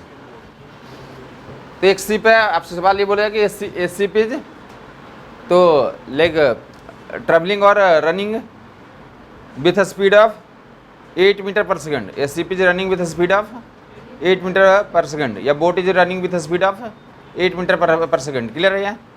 And a ball is thrown vertically upward with 6 metre per second. With 6 metre, ये शिप जो है 8 मीटर पर सेकंड चल रहा है, और ये जो है कि एक बॉल को कितने स्पीड से लॉन्च किया गया? 6 मीटर पर सेकंड से वर्टिकली फेंक दिया गया, 6 मीटर पर सेकंड से क्या कर दिया गया। तो सवाल क्या है कि find the displacement of the boat या find the displacement of the ship when ball returns to the ship, when ball returns to the ship. वो लेके शिप जो है 8 मीटर पर सेकंड से चल रहा है, एक बॉल को 6 मीटर पर सेकंड से उछाल दिया गया। बॉल उछाल दोगे तो फिर बॉल क्या करेगा, शिप पे आके गिरेगा। तो बोला कि बॉल जब शिप पे आके फिर से गिर जाता, लौट जाता, तो बोट का डिस्प्लेसमेंट बता दें। तो बोट का डिस्प्लेसमेंट यही होगा, रेंज के बराबर होगा। बोट का डिस्प्लेसमेंट किसके बराबर होगा, रेंज के बराबर ही होगा।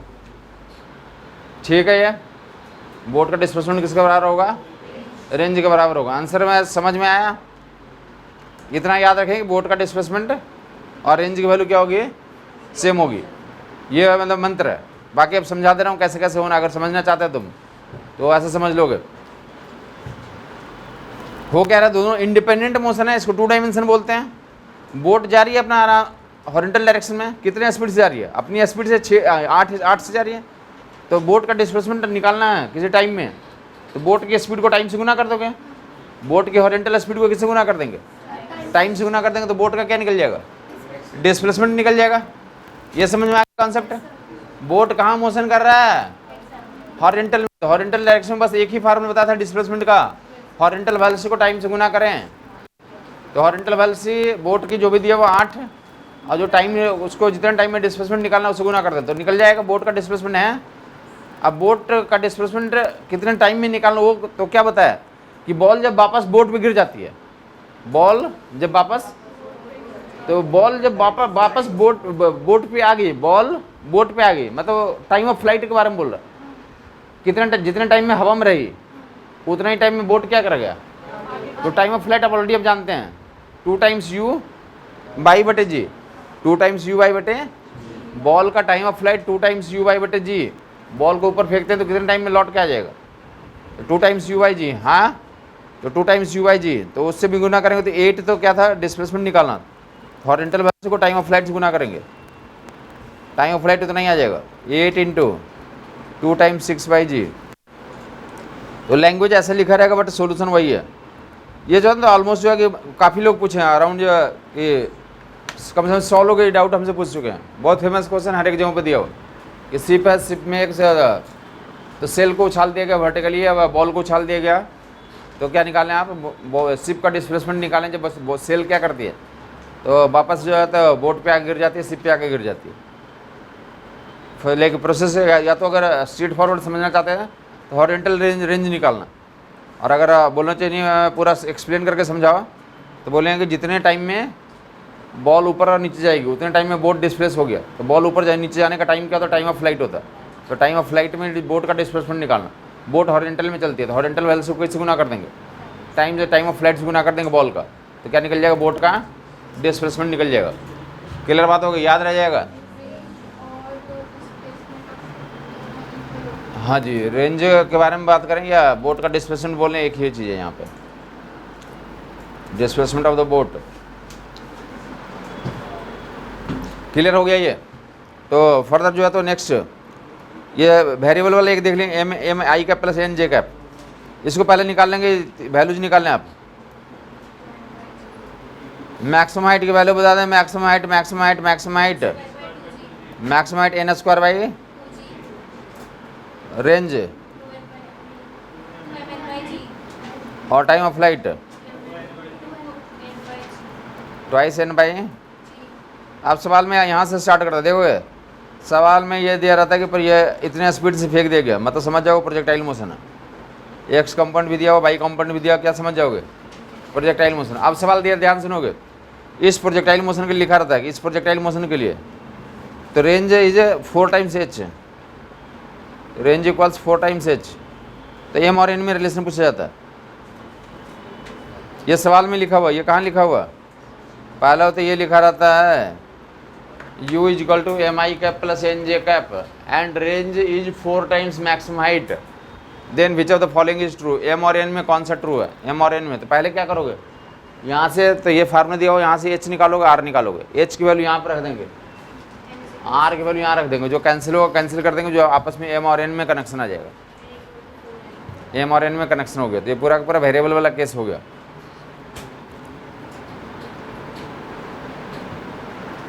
ठीक है या? जिनको नहीं समझ में आया बता दें, समझने के साथ साथ। हाँ जी, हाँ मैक्सिमम हाइट, हाँ डाल दो इसमें। आर के जगह पे 2mn और 4 टाइम्स एच के जगह पे ये जी हटा देंगे, 2, ये 2 हट गया, 2 यहाँ भी हट गया, एन भी हट गया, तो क्या आ गया ये m is equal to n आ गया। ऐसे कुछ कंडीशन आएगा, 4 ऑप्शन दे रहेंगे और डिपेंड करेगा कि यहाँ पे क्या दिया हुआ, उसके अनुसार से ये आएगा। ये चेंज होगा तो ये भी चेंज हो जाएगा। ये एग्जाम्पल आपको दे दिया, इलस्ट्रेट कर दिया। तो ये जो तो एम और एन का टर्म्स में दिया था, एम और एन का टर्म्स में आंसर निकालिएगा। इसको क्या बोलते हैं, वेरिएबल का टर्म्स में एक्सप्रेस करना। किसका टर्म्स में एक्सप्रेस करना? और जब वो 8i + 6j लिखा था तो क्या होता, नंबर वाला केस हो गया। 8 नंबर था, 6 नंबर था, वहाँ से निकाले height, time of flight, range. या फिर ऐसे दे दिया डायरेक्ट कि यू के 20 मीटर पर सेकंड से 30 डिग्री पे फेंक दिया गया। यू कितने स्पीड से फेंक दिया और कितने डिग्री पे, 30 डिग्री पे। तो क्या निकालो, हाइट निकालो, टाइम ऑफ फ्लाइट निकालो, रेंज निकालो। तो फिर से वो कौन सा वाला केस हो गया, नंबर वाला केस हो गया। क्या हो गया, नंबर दिया था ना कि 30 डिग्री है, 20 मीटर पर सेकंड नंबर दे दिया, तो उसके अनुसार से कंपोनेंट निकालो या डायरेक्ट फार्मूला लगा दो 2u sin θ/g। तुम काफ़ी देर से खोज रहा था ना कि इसका कभी इस्तेमाल ना करा। 2u sin θ/g, 2 दे दिया, u की वैल्यू 20 लिख दो और थीटा की वैल्यू 30 लिख दो। तो 2 × 20 × sin 30/g कट करोगे फिर से आंसर आ जाएगा। समझ आ गई बात? तो चारों टाइप का एग्जाम्पल दे दिएगा। तो फर्दर मूव करेंगे। अब देखेंगे, एक सवाल दे रहा हूँ, ये देखेंगे ऊपर हाइट दिया हुआ, हाइट दिया हुआ, height 25 metre max height, time of flight निकालो, ऊपर देगा। हाइट दिया हुआ, टाइम ऑफ फ्लाइट निकालो, ऊपर देगा। क्या करेंगे, पहले हाइट दिया हो तो पहले क्या निकल जाएगा, u/, और फिर टाइम ऑफ फ्लाइट में डालेंगे u/, को, तो क्या निकल जाएगा हमारा, तो टाइम ऑफ फ्लाइट निकल जाएगा। हाँ या नहीं? हाइट दिया तो पहले क्या निकाल लेंगे, टाइम ऑफ फ्लाइट। हाइट दिया हो तो u/, और u/, निकल गया तो क्या निकल जाएगा, टाइम ऑफ फ्लाइट। हाँ या नहीं? वंस मोर देगा, ऊपर देगा। एक तरीका ये है मैक्सिमम हाइट का, u/2/2g। यहाँ से सिंपलीफाई करोगे तो u/, की वैल्यू कितनी आ गई, √500। हाँ गलत है, सही है।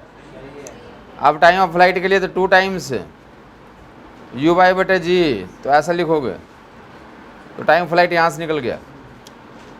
इससे बेहतर नियम हम बताने जा रहे हैं। देखो एक रिलेशन देने जा रहा हूँ height and time of flight में, वो रिलेशन यूज करोगे डायरेक्ट निकल जाएगा। इतना करने की ज़रूरत है नहीं पड़ेगी।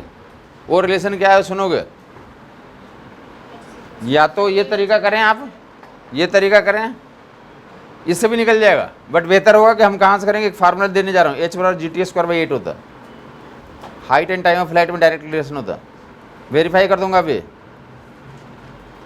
नहीं देख लें। या तो हम पहले u/, निकालें और उसके बाद सोल्व करें, या डायरेक्ट यहाँ से करें। क्या दिया हुआ था, हाइट दिया हुआ, तो टाइम ऑफ फ्लाइट यहाँ से निकल जाएगा। समझ आई बात? तो ऐसे तो 3 रिलेशन है, h एंड t में हो गया। r एंड h में देने जा रहा हूँ। क्या देने जा रहा हूँ, तो r tan θ = 4h। इनका इस्तेमाल कब होगा,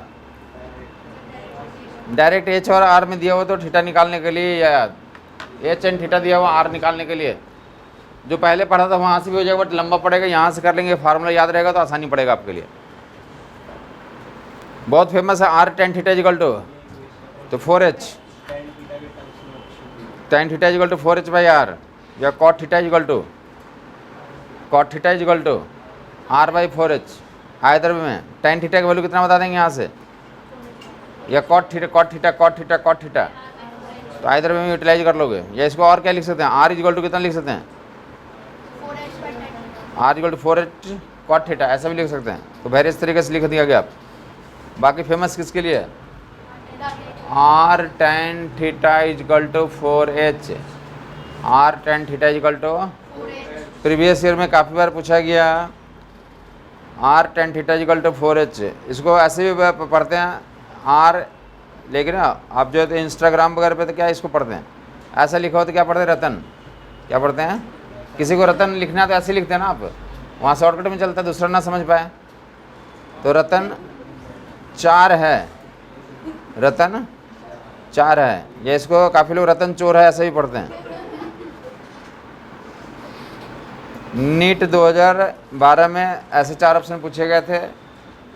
अब नहीं, वहाँ उसमें यही बोला था रतन चोर है, सबको याद भी था।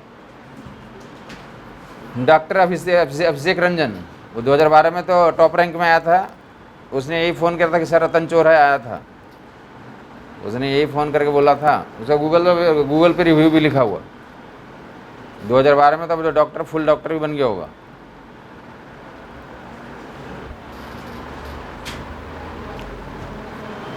R10 theta equal to 4h, Google पे रिव्यू भी लिखा हुआ, देखोगे डॉक्टर अभिषेक रंजन 2012 में सिलेक्ट हुआ था वो। और 2012 वाले बैच में लेगा सिलेक्शन का चमत्कार क्या हुआ था? चमत्कार हुआ था उस टाइम के जितने लोग बैठे हुए थे सबका हो गया था, जितने लोग बैठे हुए थे सबका हो गया था। अगर बाय द वे किसी एक्सेप्शनली कोई एक बच गया था तो अगले साल उसका हुआ था। नहीं समझे बात? मतलब जितने लोग हैं, मतलब बाय द वे अगर मतलब एक का हुआ बाकी का नहीं हुआ, तो बोले एक का हुआ था लेकिन मोस्टली लोगों का हो गया और 1-2 का नहीं हुआ, तो उसमें बोलते ही क्या हो गया, सबका हो गया। समझ आई बात? नहीं आई? तो 2012 और आज में तो आपके सामने कितने 10 सालों का है, तो मेरा एक्सपीरियंस तो बढ़ गया। तो आपके सिलेक्शन की प्रोबेबिलिटी हाई है, बशर्ते कि आप क्या करें, आपके एंड से मेहनत होना चाहिए। हमारे एंड से कोई कमी नहीं है। R10 theta equal to 4h याद हो गया, रतन याद रह जाएगा। बाकी इनके एप्लीकेशन, ये तो फार्मूला तो उसमें आता था, अब एप्लीकेशंस भी काम कर। वन मोर क्या था, तो R10 theta equal GT²/2, R10 theta equal GT²/2। 2 relation R10 theta का 2 है, R10 थीटा पे 2 रिलेशन आपको मिल गया। और इन दोनों रिलेशन को इन देखो देखो देखो, दोनों का लेफ्ट साइड क्या है, तो दोनों का राइट साइड इक्वल कर दो तो ऊपर वाला आ जाएगा। मतलब मैं ऊपर वाला को तो डिराइव कर दिया, अब इन दोनों को डिराइव कर दूंगा तो मेरा ऊपर वाला क्लियर हो जाएगा। दोनों का लेफ्ट बराबर कर दो, राइट बराबर कर दो, दोनों का लेफ्ट बराबर है ही, राइट बराबर कर दो बेटा। बोलो 4h इक्वल टू या h इक्वल टू GT²/8। अब दिया हुआ क्या, तो पिछले वाले सवाल में दिया था कि मैक्सिमम हाइट कितना 25 मीटर, तो 25 मीटर दिया रहेगा तो वहाँ रखोगे 25 मीटर, तो वहाँ से कॉरस्पॉन्डिंग क्या निकल के आ जाएगा, टाइम ऑफ फ्लाइट निकल के आ जाएगा। क्या निकल के आ जाएगा? क्लियर बात हो गई? तो बस देखें R10 theta equal to 4h, एक बार तो वेरीफाई कर दो तो प्रूफ कैसे होगा। R10 theta equal to 4h, जो उसके बीच का जो प्रोसीड्यूर है तो वो क्वेश्चंस में तो अप्लाई करना पड़ेगा। वो अप्लाई करने का तरीका देख लिया कि पहले क्या हाइट दिया था, पहले UY निकालते थे और UY को रख के किस में डालते थे, टाइम ऑफ फ्लाइट में डालते थे। तो ऐसा करके या तो 2 स्टेप में करें, या डायरेक्ट फार्मूला याद है तो क्या हो जाएगा हमारा, तो सिंगल स्टेप में आंसर आ जाएगा। समझ आ गई बात? तो ये R10 theta equal to derive होता कैसे होगा, तरीका आपको समझ में आएगा। दोनों इक्वेशन को सोल्व करेंगे, R वाला और H वाला, R वाला इक्वेशन को और H वाला इक्वेशन को सोल्व करने जा रहा हूँ। वो इक्वेशन सोल्व कैसे होगा देखोगे। रेडी हैं सब लोग? R वाला और H वाला फार्मूला याद हो चुका सब लोगों को। R इक्वल टू फार्मूला होता है देखो इधर 2u² sin theta cos theta by g, यही था ना रेंज का फार्मूला, ठीक है। ये u cos थीटा में टाइम ऑफ फ्लाइट से गुना करोगे, u cos theta into 2u sin theta by g, या 2u² sin theta cos theta by g हो गया रेंज। ये आगे लिखेंगे sin 2 थीटा में, बट रेंज का एक फार्मूला तो ये है।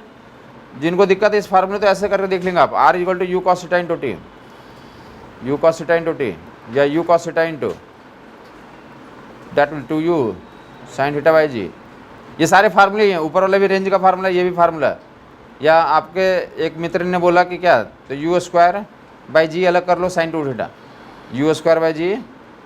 फिलहाल हम लोग कौन से फार्मूले के अप्लाई करने जा रहे हैं, बीच वाला 2u² sin theta cos theta by g. ये सारे रेंज का फार्मूला, या वो वाला फार्मूला भी 2 टाइम्स ux uy/g, सारे किसके फार्मूले हैं, रेंज के फार्मूले हैं। टाइम्स ux uy/g किसके फार्मूले हैं, रेंज के फार्मूले हैं। 1 2 3 4 4 फार्मूले याद कर लो, 5वां बताऊंगा।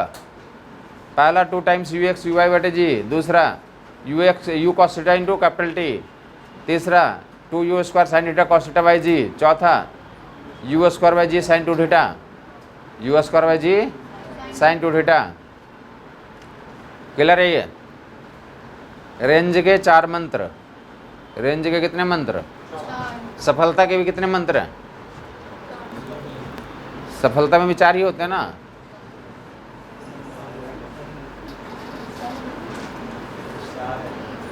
चार बोलोगे? अरे मैं तो ये बता रहा हूँ ना। अरे सफलता में SFLT ऐसे ही होता है ना। 5 होते हैं उसमें, सफलता में 5 हो गए। SFLT 7 हो गया, 7 होते हैं उसमें। अच्छा इंग्लिश में बात कर रहे हो तुम? अरे मैं तो हिंदी में बात कर रहा हूँ। हिंदी में 5 होते हैं। चल तो एक इसमें भी बता दूंगा 5। हाँ UX इंटू टी तो हो गया। एक और बताऊंगा, नया वाला बताऊंगा। पहले 4 आप बोल दें तब बताऊंगा 5वां। हाँ वो तो हो ही गया। यहाँ पे ये 4 बता दो, रेंज का 4 डायरेक्ट है। बोलेंगे ऐसा 2 टाइम्स UX UI बटे g U cos theta into capital T, या UX into capital t 2U square sign theta cos theta by ji U square by g sign 2 theta. ये 4 बोल दो।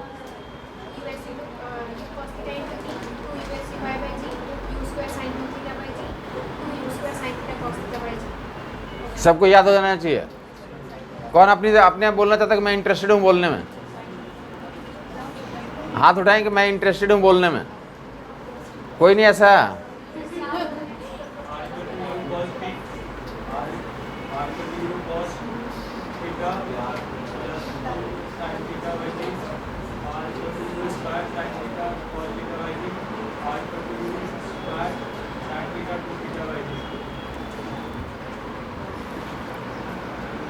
और कोई बोलना चाहेगा?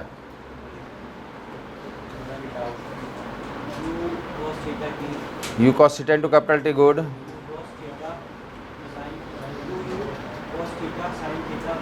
To U square sign theta cos theta by g.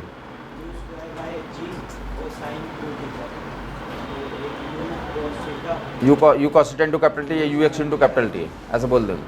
ये काम आपको आपकी तरफ से, आपके एंड से हाई हाई हाई डिमांड पे होना चाहिए। क्यों ऐसा होना चाहिए? अरे याद हो रहा है, ये तुम्हारा काम है, ये तुम्हारा काम है। मैं करवा दे रहा हूँ, तो तुम्हें ज़्यादा इंटरेस्ट लेना चाहिए। समझ आई बात नहीं है? अरे याद कोशिश करोगे ना, इतने लोग बैठे हैं, इतनी एनर्जी लगाओगे, तुरंत याद हो जाएगा। इस क्लास का ये तो इंपॉर्टेंस होता है। क्लास का इंपॉर्टेंस यही है कि घर पे तो जो बहुत टाइम लग सकता है, यहाँ पे तुरंत हो सकता होगा।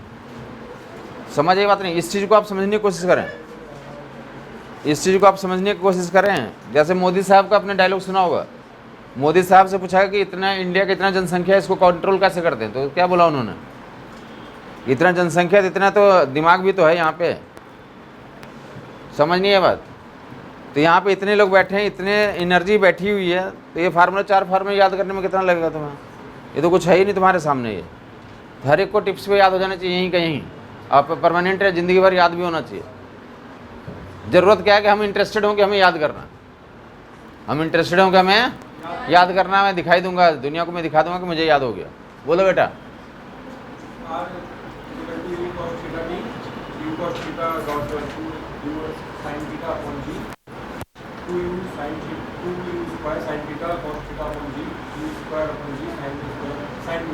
U square by g sign 2 theta. Clear हो गया लोगों को? वन मोर एक नया देने जा रहा हूँ। अब नया देने जा रहा हूँ, देखोगे रेंज का वन मोर इज। उसका इस्तेमाल भी बताऊंगा कि अब किनका कब इस्तेमाल करेंगे। ये नया वाला किताबों में कब मिलेगा? ये 5वां नंबर जो है, या जो भी नंबर डालो कोई फ़र्क नहीं पड़ता है। इस्तेमाल कब करेंगे? देख लिया, एक्स कंपोनेंट और वाई कंपोनेंट दिया था तो 2 टाइम्स UX UI बटे जी करते थे। U एंड थीटा दिया है, ये यूज़ कर लोगे। U एंड थीटा के लिए इसको यूज़ कर लेंगे। टाइम ऑफ फ्लाइट दिया रहेगा तो ये यूज़ कर लेंगे। ठीक है। जब tan थीटा दिया रहेगा तो इसको यूज करेंगे, डायरेक्ट आंसर आएगा। रेंज के लिए U square by g 2 tan theta बटे 1 plus tan square theta, 2 tan theta बटे 1 plus tan square theta, U square by g 2 tan theta बटे 1 plus tan square theta. Clear बात हो गई? हाँ जी, इसका आइडेंटिटी है साइन टू थीटा का फार्मूला ये है, साइन टू थीटा का फार्मूला ये है, साइन टू थीटा का एक फार्मूला था 2 tan थीटा बटे 1 + tan स्क्वायर थीटा। आगे मूव करेंगे, अब जो हम लोग काम करते हैं उस पर आ जाएं। इन पे सभी फार्मूले का फिर से मैं क्वेश्चन हर एक पे डालूंगा और हर एक का एप्लीकेशन डिस्कशन करने जा रहा हूँ। ऊपर देखा r tan theta = 4h derive करने जा रहा था मैं, r tan theta = 4h derive करने जा रहा था, r tan theta = 4h derive करने जा रहा हूँ। u² g ऊपर में 2 tan थीटा बटे 1 + tan स्क्वायर थीटा लिखा हुआ, 2 tan थीटा बटे 1 + tan स्क्वायर थीटा। इंश्योर करें कि आप जस्ट यहाँ पे जस्ट एक ही चीज़ के लिए बैठे हैं, सिलेक्शन के लिए बैठे हैं। आप पूरी एनर्जी लगा के, आप तो जितना देर क्लास में बैठते हैं पूरी एनर्जी लगा के करें, पूरी एनर्जी लगा देंगे कि हमें याद भी कर लेना, समझ भी लेना, जाके घर पे क्वेश्चन भी बना लेना है और तहलका मचा देना। दुनिया को दिखाने के लिए पैदा हुए हैं कि हम भी कुछ हैं, समझ आई बात नहीं है। तो आप ये सुबह उठने के बाद ये इंश्योर करें कि हम ये काम करने के लिए पैदा हुए हैं। आप ऐसा ना सोचें कि क्लास में जाऊँगा आज उतार लूँगा, आज का दिन निकल गया कल फिर से तो उतार लूँगे, ऐसा हमें ये टाइम पास करने पर अपना फोकस नहीं करना चाहिए। कंप्लीट फोकस होना चाहिए कि जो बता रहा है हम याद करते जाएं, समझते चलें और जो दिक्कत आ रही पूछते चलें। सुन लिया लोगों ने? तो इंश्योर करें अपने अंदर चेंज लाएं, चेंज तो आपको ही लाना पड़ेगा। और आगे न्यूटन ला पढ़ेंगे, तुम्हें पता होगा न्यूटन भी और फराडे भी, या फिर कौन डॉपलर भी। सब लोगों ने क्या बोला कि रिजल्ट के लिए क्या ज़रूरी है? रिजल्ट की ज़रूरी है चेंज। अरे चेंजिंग फ्लक्स ही ये में क्रिएट करता है, चेंजिंग मोमेंटम ही फोर्स क्रिएट करता है। ऑब्जर्वर और सोर्स के बीच में डिस्टेंस चेंज करेगा तभी क्या होगा? डॉपलर इफेक्ट होगा। समझ आई बात नहीं? तो दुनिया का हर एक प्रिंसिपल के पीछे क्या लगा हुआ? चेंज। तो अपने अंदर आप चेंज लाएंगे तभी तो आप देखेंगे हमारा कुछ इंप्रूवमेंट आ रहा नहीं आ रहा। जब तक तुम अपने स्टाइल में चलोगे, चेंज यही है कि हमें जहाँ पे बैठे हैं अपने अंदर जो एनर्जी उसको तो, लेकिन मैं बता दें कि मैं ये नहीं बोल रहा हूँ, तुम जितना प्रिंसिपल तुम जानते हो, न्यूटन को पर मानते हो तो न्यूटन भी यही बोलता है, rate of change of momentum is called. Newton भी यही बोलता, पहला नियम में क्या बोला? जब तक किक नहीं मारोगे अरे वो चलेगा ही नहीं। ये चल रहा तो रोकने के लिए किक मारना पड़ेगा, चेंज तो लाना पड़ेगा। जब तक तुम चेंज नहीं लाओगे कुछ भी और रिजल्ट नहीं आने वाला। समझ ये बात नहीं? तो आपको इंपॉर्टेंट चीज़ समझ में आनी चाहिए कि हमें अपने अंदर चेंज लानी है। हमें जो चीज़ सब्जेक्ट को पढ़ रहे हैं उसको देखने का नज़र चेंज होना कि हमें समझ में आना चाहिए, हमें याद होना चाहिए, हमारी सारी चीज़ फास्ट होनी चाहिए। लिखने की स्पीड, समझने की स्पीड, दौड़ने की स्पीड, कोई किसी तरह हंसने की स्पीड, स्माइल मारने की स्पीड, ये सब कुछ क्या होना चाहिए? हाँ जी, मोदी साहब बोला कि मोर स्माइल मोर मार्क्स। ज़्यादा नंबर चाहते हो ना तो स्माइल भी क्या होना चाहिए? समझ आ गया होगा लोगों को? चलें आगे मूव करें। तो क्या कर रहे थे हम लोग? याद हो गया वो tan थीटा वाला फार्मूला भी याद हो गया होगा। क्या फार्मूला है? u² g 2 tan थीटा बटे 1 + tan स्क्वायर थीटा। कब इस्तेमाल करेंगे? जब tan थीटा दिया रहेगा। जब क्या रहेगा? tan थीटा दिया रहेगा। देख लें तो r tan थीटा = 4h करने जा रहा हूँ। देखो तो ऊपर मैं कर दे रहा हूँ, उसके बाद आराम से उतार लोगे। फुल टाइम दूंगा उतारने के लिए।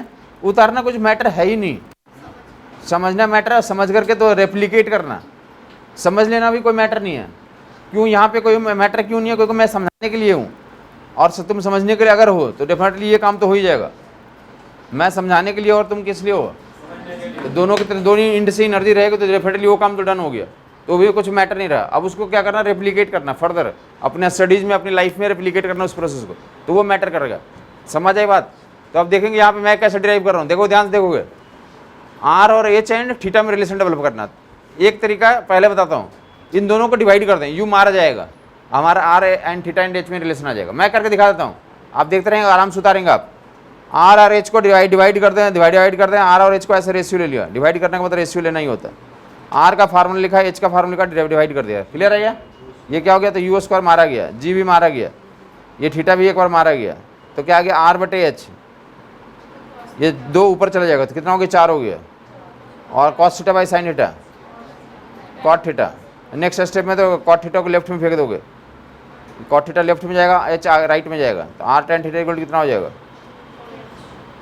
क्लियर हो गया होगा? तो डेरिवेशन भी आपको समझ में आ गया, याद भी हो गया। आप नोट कर लें अपनी तरीके से। अब डेरिवेशन करना तो अब आपको ऐसे मौका दिया गया, तो अब क्या करें? पहले खुद ही फार्मूला लिखें, डिराइव करने की कोशिश करें, जहाँ फंस जाए वहाँ पे देख लेंगे कहाँ पे मैं फंस गया। फिर से अपने आप को चेकआउट भी करना होता है कि हम कितना समझ पा रहे हैं। आर का फार्मूला लिखा है, एच का फार्मूला लिखा, हाथ चलाना बहुत जरूरी है। दोनों को डिवाइड किया, मारा और करस्पॉन्डिंग डिराइव कर लिया। अगर फंस गया तो फिर देख लेते हैं ऊपर की कहाँ पे हम फंस जा रहे हैं।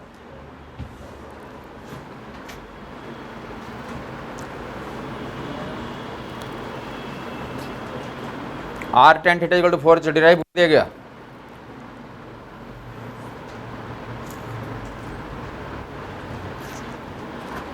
R tan theta equal to 4h, मजा आ गया।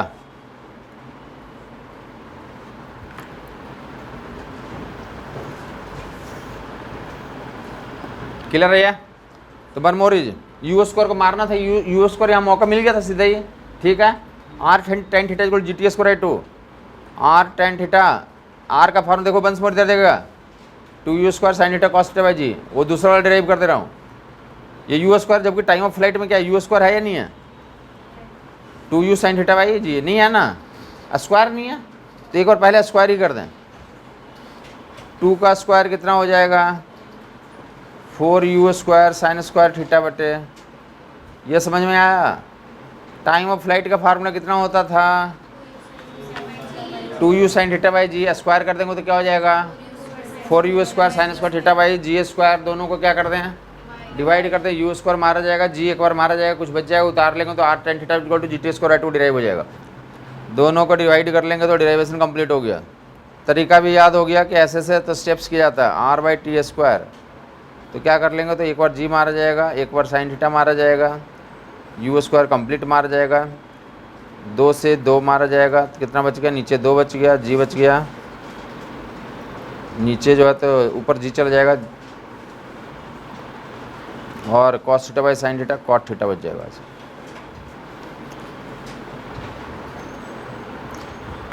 ये आर बाई टी स्क्वायर, ये 2 से मारा गया तो 2 तो नीचे रह जाएगा, जी जो है ना तो रेशियो लोग जी ऊपर आ जाएगा, और ये cos theta by sign theta तो डायरेक्टली कॉट थीटा, तो आर बाई टी स्क्वायर ऐसा हो गया are tan theta, cot theta को लेफ्ट में लाओगे तो are tan theta equal to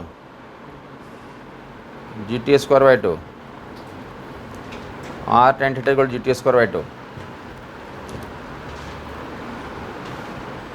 दोनों derivation complete, R tan theta equal g t square by two, R tan theta equal to तो 4h, दोनों को इक्वेट कर दिया जी टी स्क्वायर बाई 8 आ गया, एच बराबर जी टी स्क्वायर बाई 8। अब कर लोगे ना एच बराबर जी टी स्क्वायर बाई 8, अगर टाइम ऑफ फ्लाइट दिया तो एच निकल जाए, एच दिया तो टाइम ऑफ फ्लाइट निकल जाएगा, या फिर यहाँ पे क्या दिया रहेगा। एक एक क्वेश्चन जल्दी से करवा देते हैं, इस पर रेडी हैं सब लोग। पहले r tan theta equal to g t square 2 पे करूँ या r tan theta equal to 4h पे करूँ, किस पे करूँ, इन दोनों फार्मूले पे किस पे करूँ, r tan theta equal to 4h पे या r tan theta equal to g t square by 2 पे, किस पे जल्दी पहले करूँ क्वेश्चन, दोनों पे करना मैं जी टी स्क्वायर बाई 2 पे। देखें क्वेश्चन क्या दिया था किताबों में, ये लिखा रहेगा r equal to 5t square find theta, are equal to 5t square find theta. देखो ऊपर क्या करेंगे, इसको आर के जगह पे फिलअप कर देंगे, ये हमें ये याद होना चाहिए, जहाँ क्वेश्चन रहेगा ये लिखा नहीं रहेगा, ये तुम्हें याद होना चाहिए। क्वेश्चन में ये लिखा होगा if r equal to 5t square find angular projection, 4 option दिए रहेंगे, ये क्वेश्चन है, ये क्वेश्चन है। सॉल्यूशन यहाँ से स्टार्ट करेंगे, फार्मूला में डालेंगे, आर के जगह कितना डाल दोगे, आर के जगह 5t स्क्वायर डाल दें, R equal to 5t square find theta, find theta, are equal to 5t square find theta. Ready हैं सब लोग,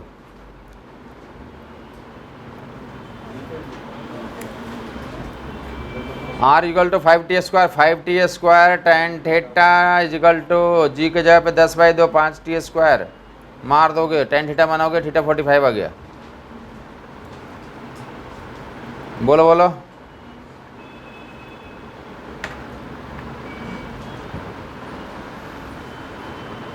are tan theta equal g t square 2, ये फार्मूला याद होना चाहिए, ये कंडीशन दिया हो तो हम अप्लाई करके आंसर निकाल लेंगे।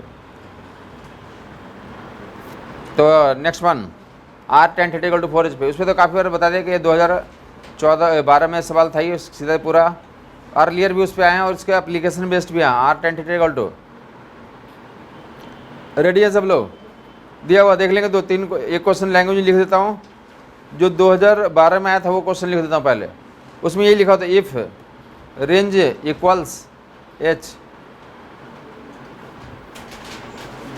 Max height, range equals max height, range equals max height.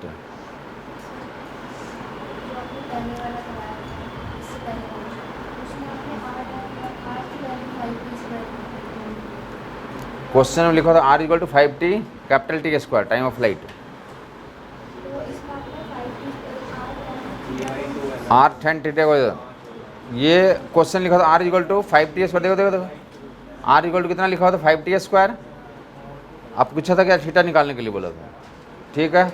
हमें याद है कि होता क्या r tan theta equal to g t square by 2 होता। आर की जगह पे रख देंगे, आर की जगह पे कितना रखेंगे तो 5t square tan theta equal to g की जब 10 होता 10/2 कितना हो गया, ये मार देंगे ऐसे तो tan theta 1 theta 45,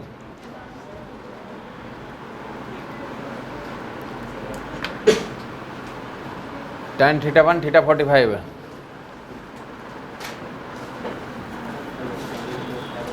ten theta 1 theta 45। Clear हो गया होगा लोगों को। यहाँ पे रेंज इक्वल्स क्या लिखा हुआ, max height find angular projection theta, good. R equals r और एच बराबर दिया हुआ, क्या लिखा हुआ r equals max height, r equals max height, ये सवाल में लिखा हुआ। आर इक्वल्स मैक्स हाइट कहाँ दिया हुआ, हम अपनी तरफ से क्या बताएंगे r tan theta equal to 4h, ये हमें याद होना चाहिए। आर की जगह पे कितना रख दोगे या एच की जगह पे कितना रख दोगे, या अगर नहीं रखना चाहते तो क्या करोगे तुम, डायरेक्ट मार दो, दोनों बराबर ही है। यहाँ भी मार सकते हैं इस कंडीशन में, दोनों बराबर बोला ना मार सकते हैं, या अगर लिख के करना तो लिख के पूरा करो। Tan theta equal to 4 theta equal to tan theta equal to 4 theta equal to, समझ आ गया, समझ आया। अब देख लेंगे यहाँ पे तो दूसरा सवाल क्या पूछ रहा था, आजकल जो किताबों में सवाल बने हुए हैं, रेडी हैं सब लोग, किताबों में जो सवाल बने हुए देखो इधर। अब ये थीटा नहीं पूछा उसने, क्या पूछा है देख लो, उसका सोल्यूशन यहाँ से भी आएगा। रेंज का 5वां नंबर फार्मूला क्या बताया था,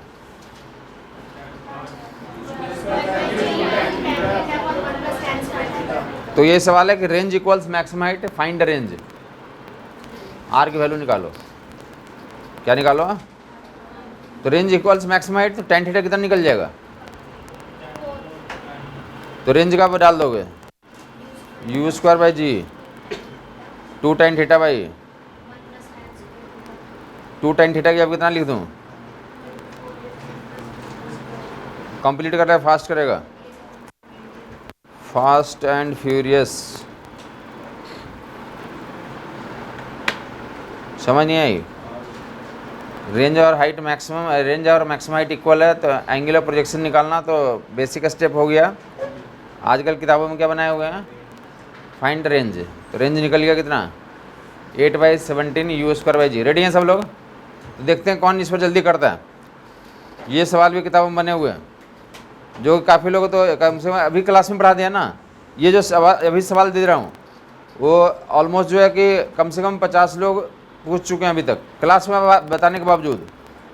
मतलब क्या है क्लास में वो कुछ टेंटेटिव नहीं है कि समझ नहीं रहे हैं।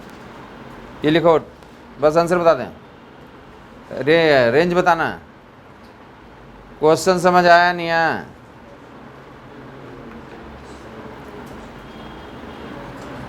क्वेश्चन समझ आया नहीं आया,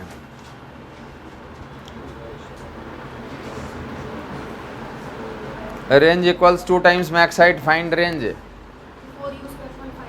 okay 4u square by 5g। फंडा को याद रखेंगे, आंसर निकालना तो समझा दिया, बहुत आसान है। Are tan theta equal to 4h, r tan theta equal to 4h, formula वही लगना, r tan theta equal to 4h, r की जगह पे कितना डाल दें 2h इस पर डालेंगे तो टेन थीटा 2 आ जाएगा। और फिर 5वें नंबर में डाल देंगे u square by g 2 tan theta बटे 1 + tan square theta, 2 tan theta बटे 1 + tan स्क्वायर थीटा। समझ आ गया, are tan theta is equal to 4h। पहला ये करना होगा, आर के जगह पे कितना 2h, 4h मारेंगे एच एच, टेन थीटा 2 आ गया, टेन थीटा 2 आ गया तो बहुत आसान काम है। आर इक्वल टू कितना, फार्मूला क्या बोलेगा 2 tan theta 1 + tan square theta u square by g 4/5, u square by g 4/5 याद रह जाएगा।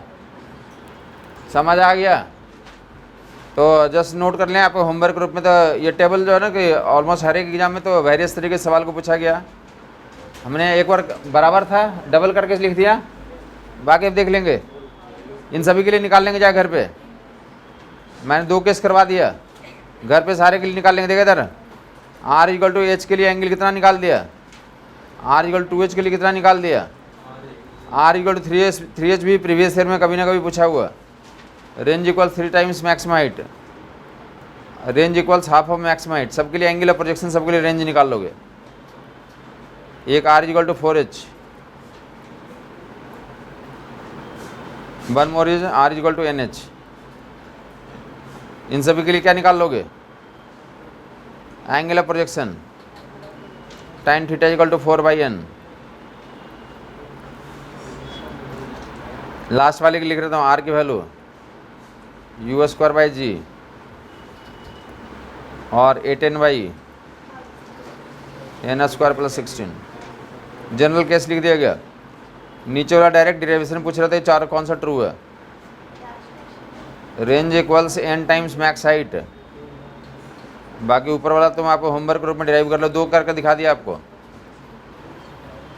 R equal to NH, tan theta equal to 4/n, theta equal tan inverse 4/n या tan theta में ऐसा करो, रेंज निकालना होगा U² 2 tan थीटा बटे 1 + tan स्क्वायर थीटा करोगे तो जो रिजल्ट आएगा तो ऐसा जाएगा।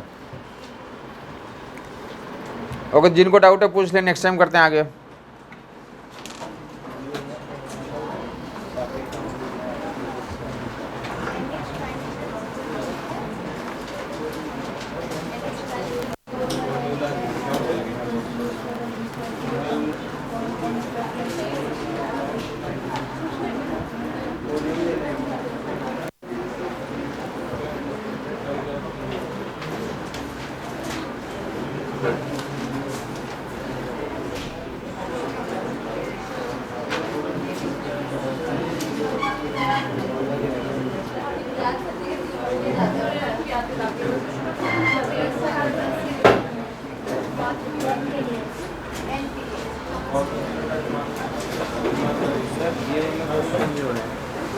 ये वाला इसमें डिसेंडिंग है रेट, तो आपने कहा था कि डिसेंडिंग हो या असेंडिंग इफेक्टिव एक्सेलरेशन।